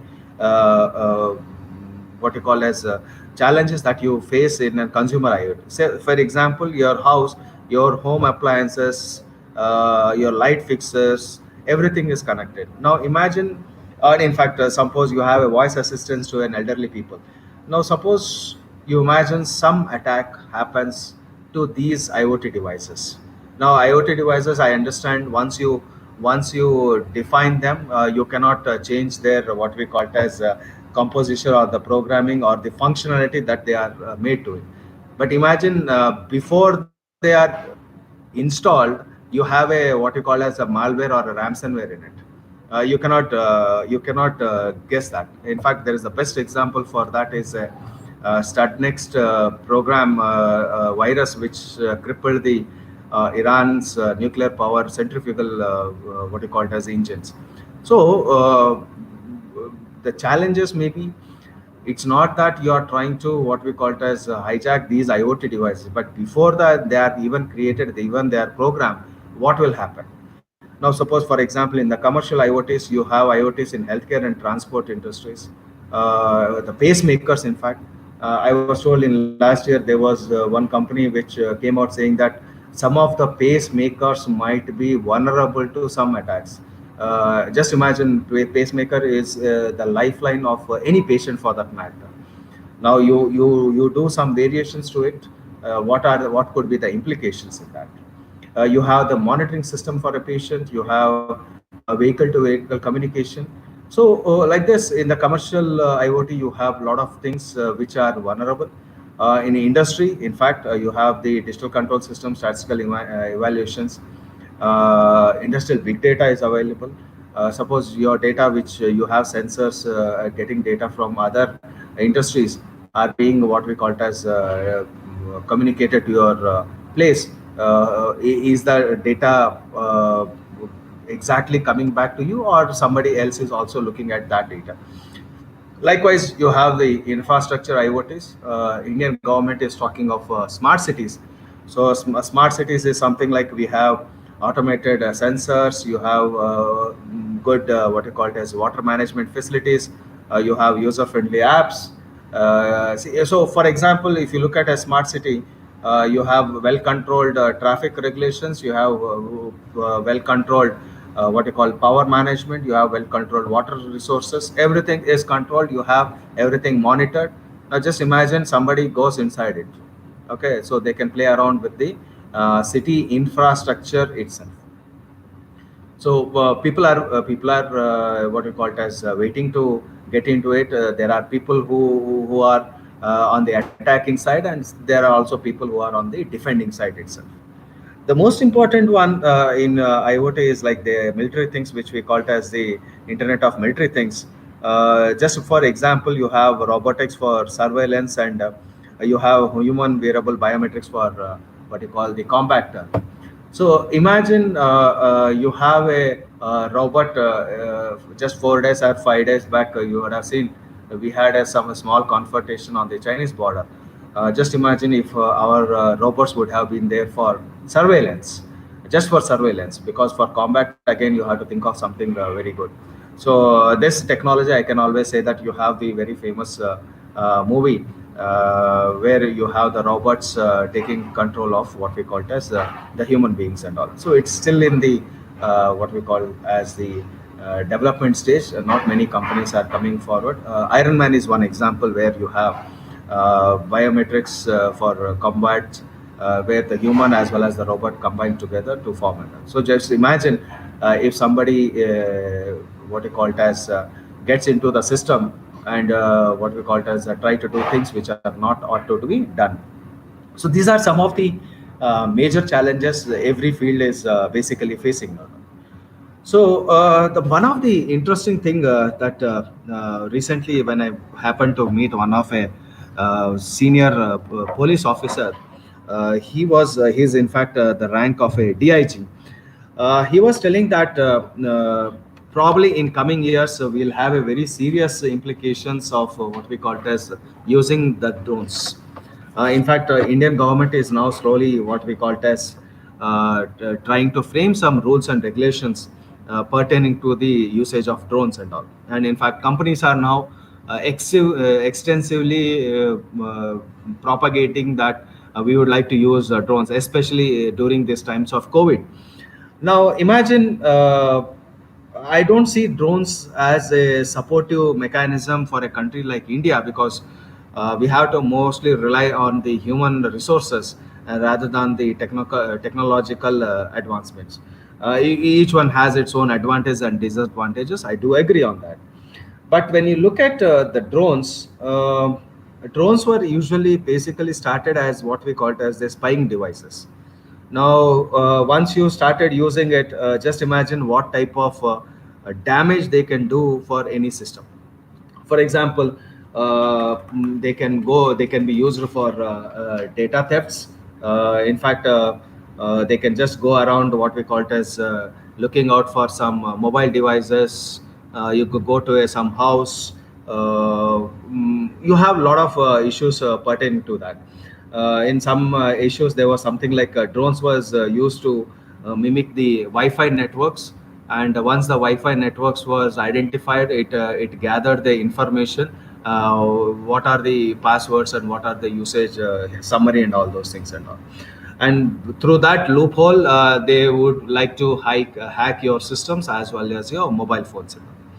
Tomorrow, just imagine you have no control on the what we call it as the drones. You have loss of controls, you have collisions, you have privacy issues. Loss of controls is something like, in fact, there were 2 incidents very recently that the drones were used to what we call it as attack some person. In fact, one prime minister was addressing a rally. A time bomb was fitted to the drone, and it exploded just say like 100 meters from him.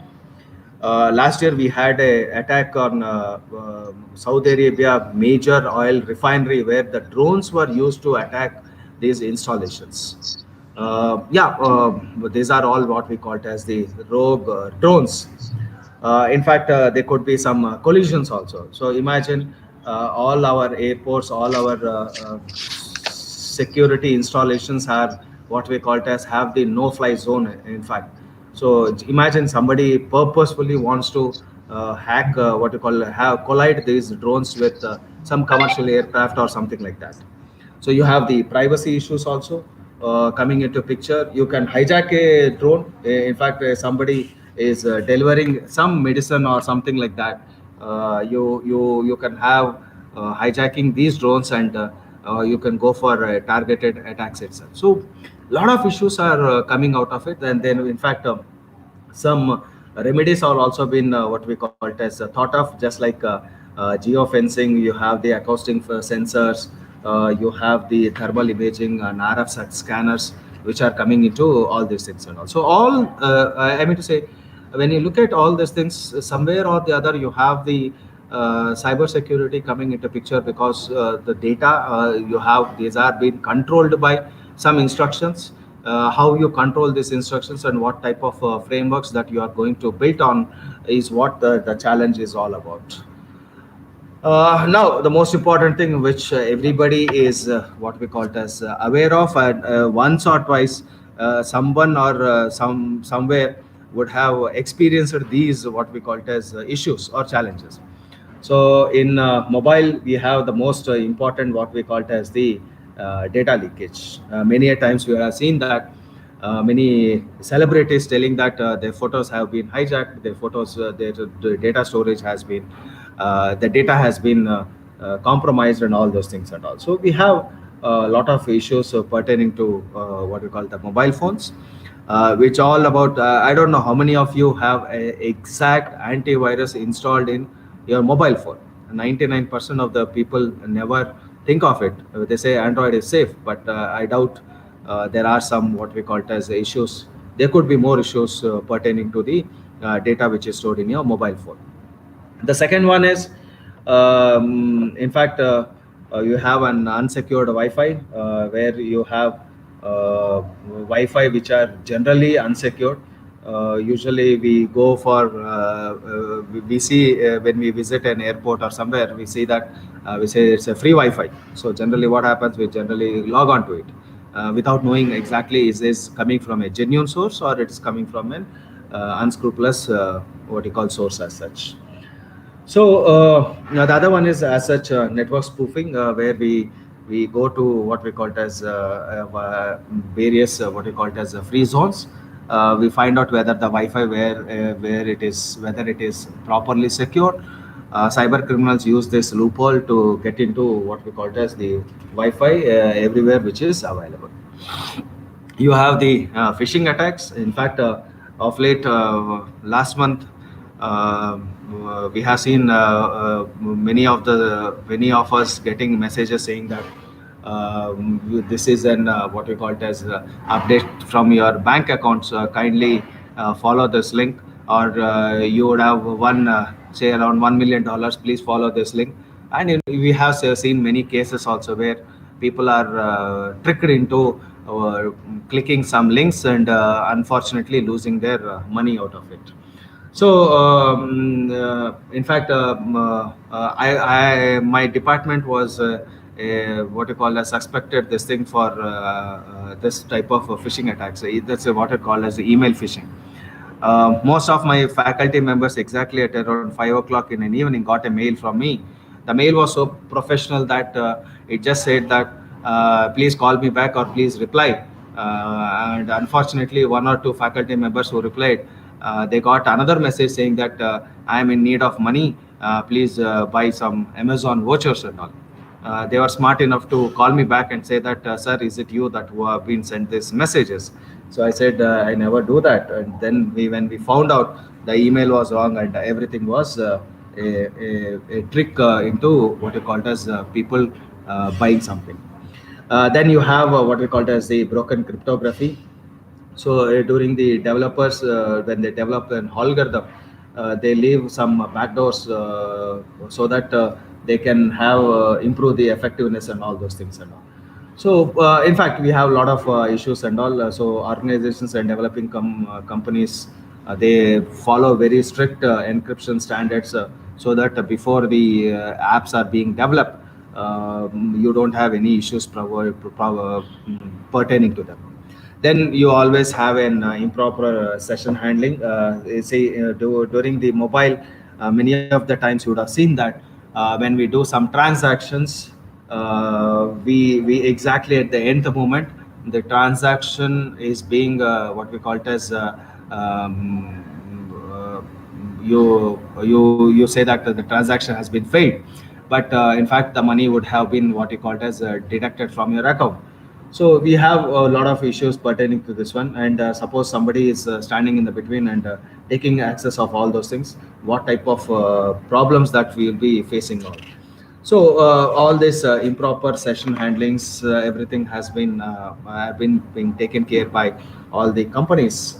So in future, you'll see a lot of issues pertaining to the mobile, and in fact the mobile security also. So slowly, every challenge, as I told you, gives an opportunity to think to what you call it as find a solution to that one. Now, in fact, when you look at one of the fastest growing technology, which in fact was the savior for many of us during this COVID-19. If you look at many of the applications or many of the what we call it as platforms that were running, they were running efficiently because we had very good background support on the cloud platform. I'll just summarize because I know I'm getting I have very little time.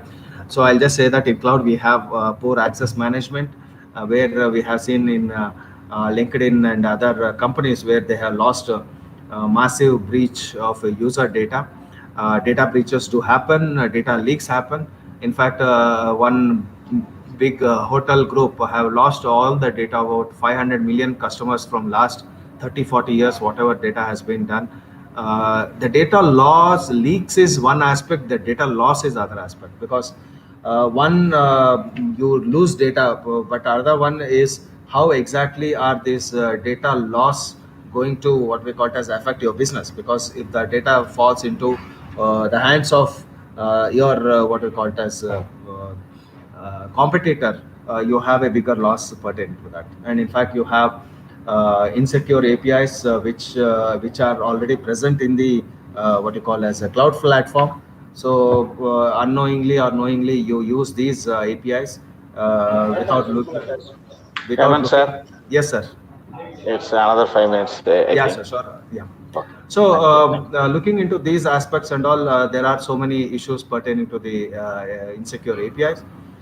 You have misconfigured cloud storage, which is again the continuation of the insecure API. So for example, most of the issues which happen in cloud computing will be due to an oversight and subsequent superficial audits. So you have to audit has to performed in a very methodical way.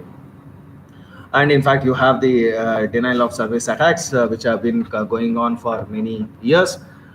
People are, and in fact, in the in the cloud platform also, we see these DOS attacks to be very prevalent and very elaborate in many various cases.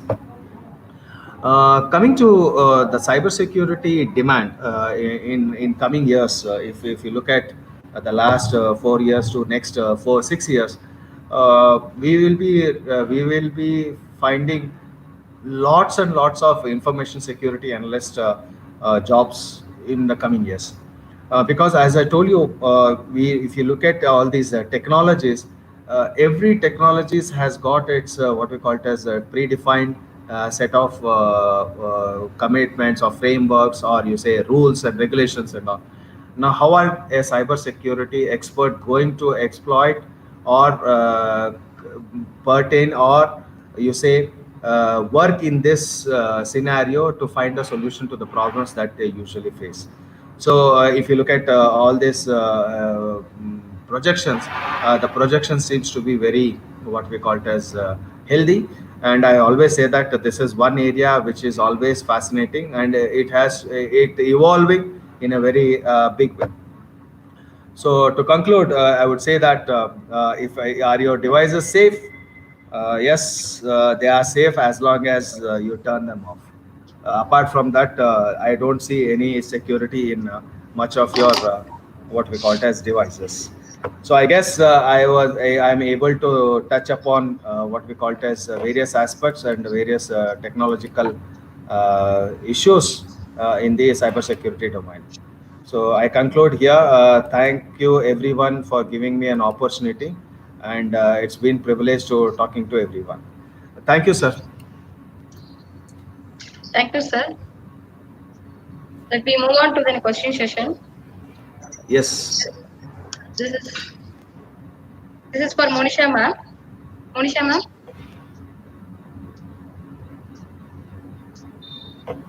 How to use IoT to protect crops from diseases? See, basically what happens in an IoT device is basically what diseases you are looking at, whether you are looking at a patient's information, or we are looking at a what we call it as agriculture work, because IoT devices nowadays are being used extensively in every domain. Now, if you gathering the information from a patient, you have already the wearable devices which are coming up. Many companies have come out with devices like your smartwatch, which what we call it as gathers all your patient's vital statistics and conveys to a doctor or a system which is there. So I would like to know whether it is specific to some disease or is specific to some area. The question is how to use IoT to protect the crops from the diseases. It's a general one. General one, yeah.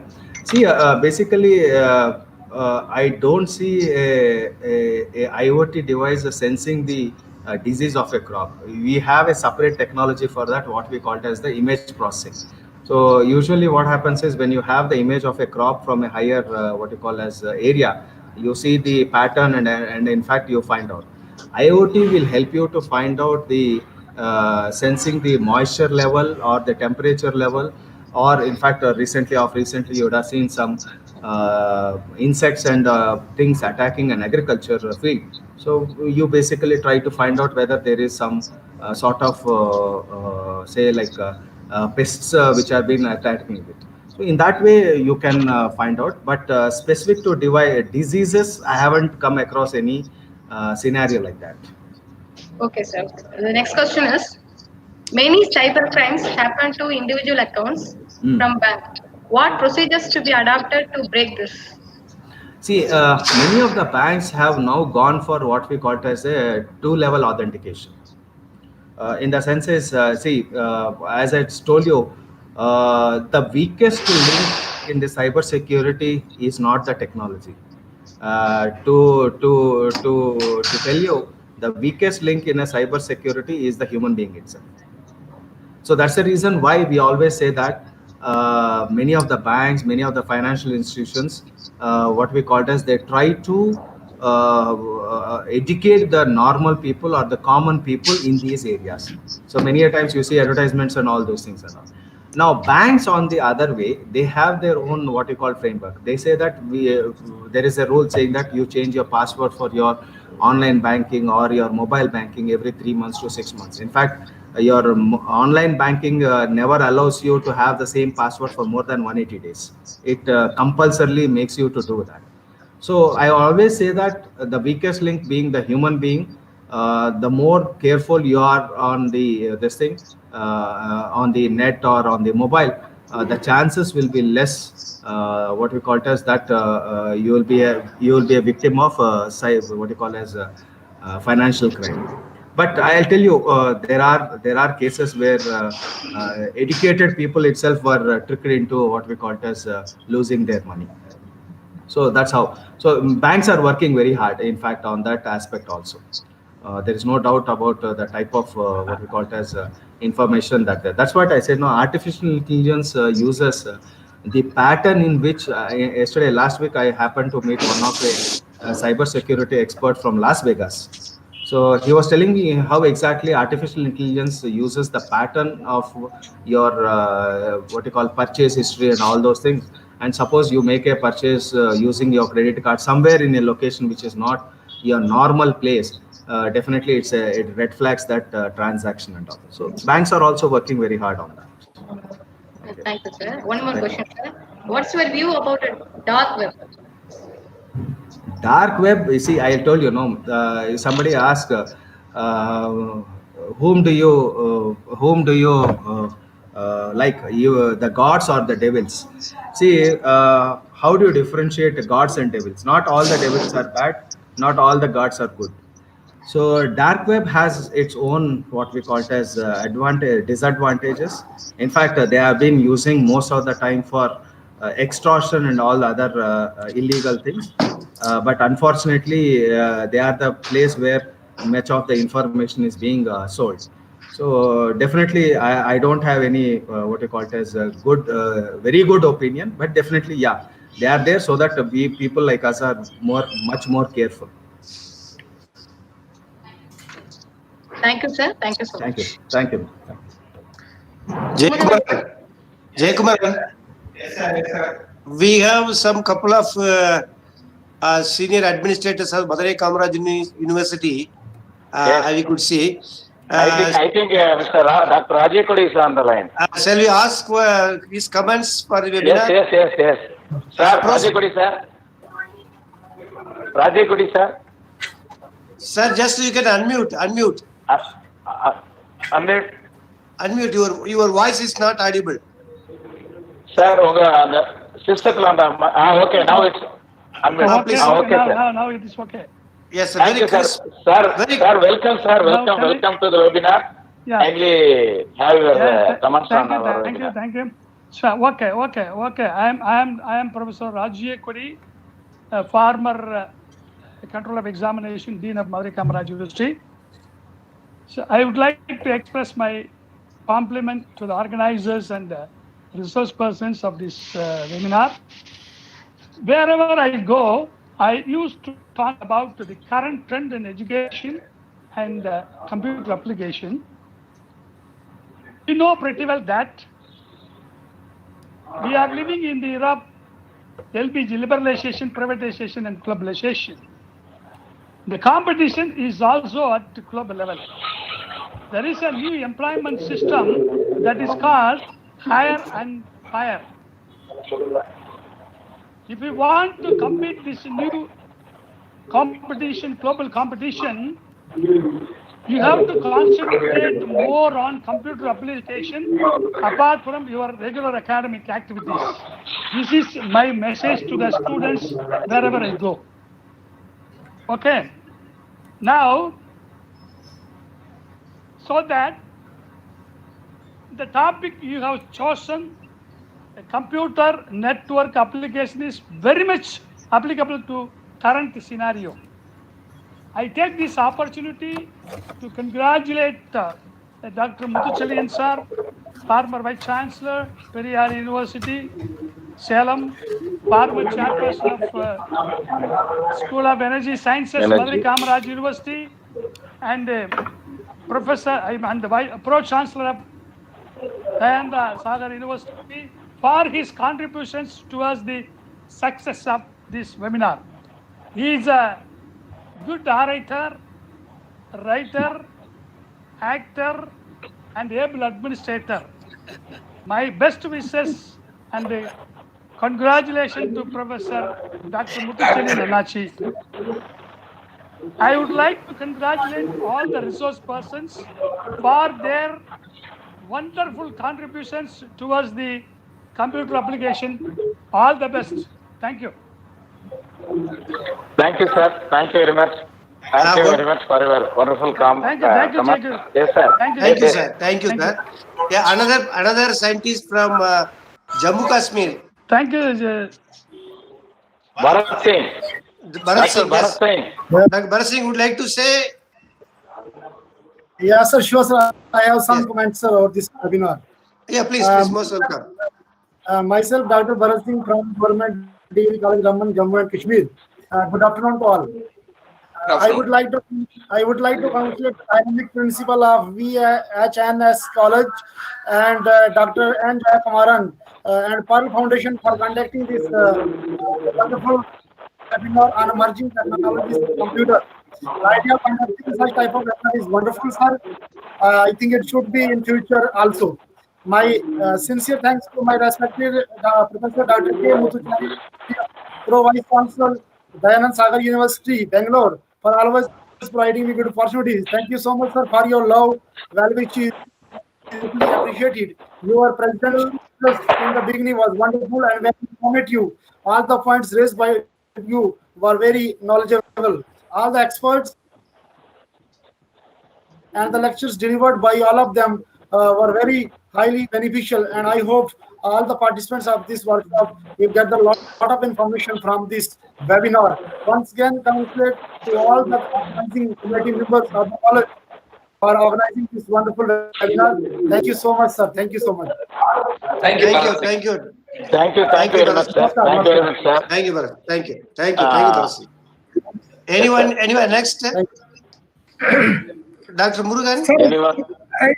Good afternoon, sir. Good afternoon. Very good afternoon. Please, anything would like I am to. from a training center, Kendra Vidyalaya Sankatan, Ministry of Human Resource Development, Government of India. Okay. So it's really I feel pleasure in joining this webinar. I always have the faith that wherever Dr. Muthuchelyan is there, we have certainly some bench. So all the guest speakers, starting from Monisha to last Hemant Upala, wonderful classes, and even though I am not belonging to the computer science faculty, I could understand that in every session in a beautiful and easy way they have explained. I thank the organizing people and Professor Muthuchelyan from BSU.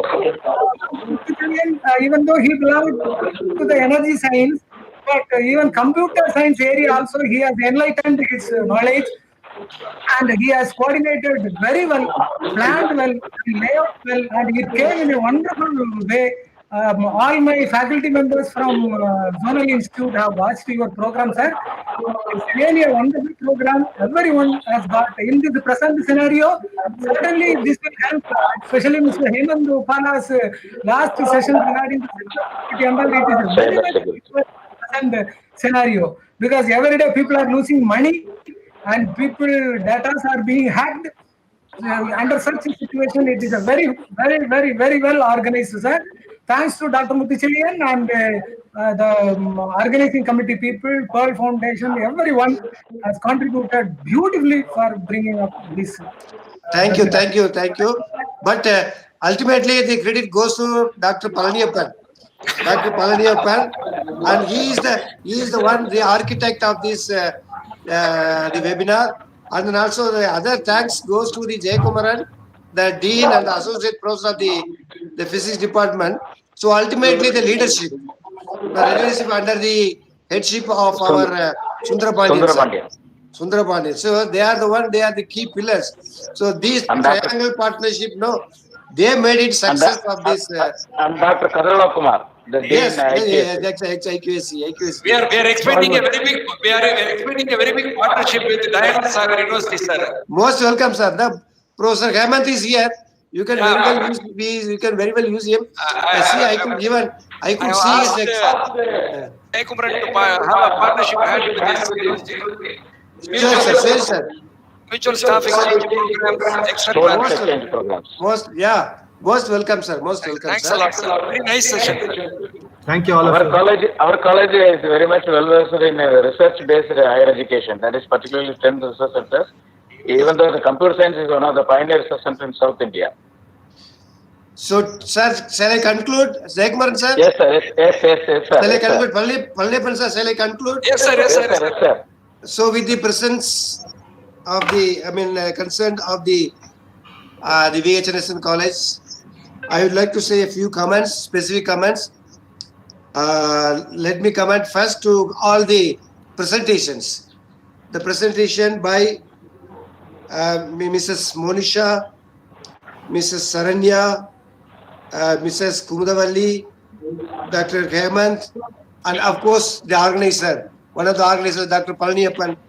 They have presented, and then I think it's a new information I got it, very, very informative in the emerging technology I could observe.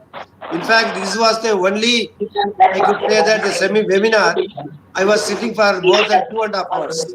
Yes, 2.5 hours with you. So this is I think it's a success one. And then speakers, again, the speakers, the experts, they prepared well.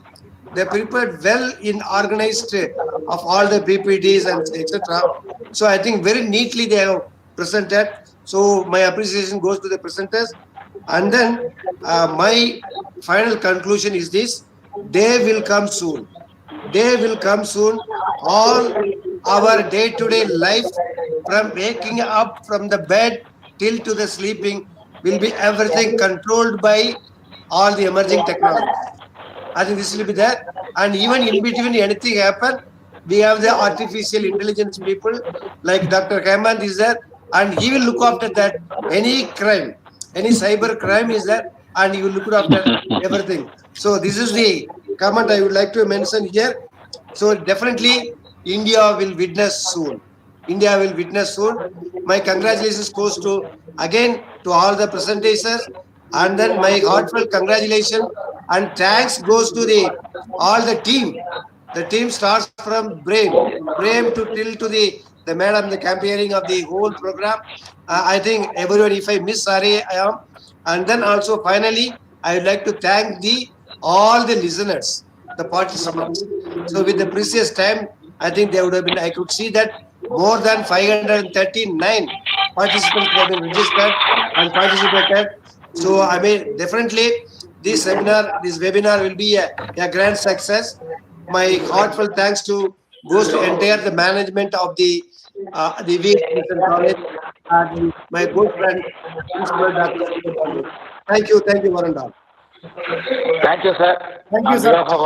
On behalf of our VHNSN College and our college managing board and our principal, Dr. P. Sundarapandian, and IKC coordinator, Dr. Kadala Kumar, and all our team members, I am very much thankful to Dr. Muthuchelian, the Pro-Chancellor of Dayananda Sagar University, Bengaluru, and the Secretary PL Foundation, and all the resource persons from Charanya ma'am, Monisha ma'am, and Kumudavalli ma'am, and Hemant, and Dr. Palaniappan from our side. We are very much thankful to all the resource persons for the wonderful presentation. With a short time span, they presented their concepts in a simple way and a very colloquial way. I am very much thankful on behalf of the organizing team. And I am very much thankful to the organizing team, the team supporters from the certificate team, Lawrence and Surya Priyanka, and Prem Shankar, the computer chief, coordinating all these concepts, and Dr. Pandiyarajan, and Mrs. Mureshwari, and Morishwari ma'am, and all the team members for this wonderful support, and the technical team of this lab. I am very much thankful to this. once and again, and thankful to all the participants, and thankful to all the team members once again. Thank you, Honorable. Thank you. Thank you, sir. Thank you. Thank you.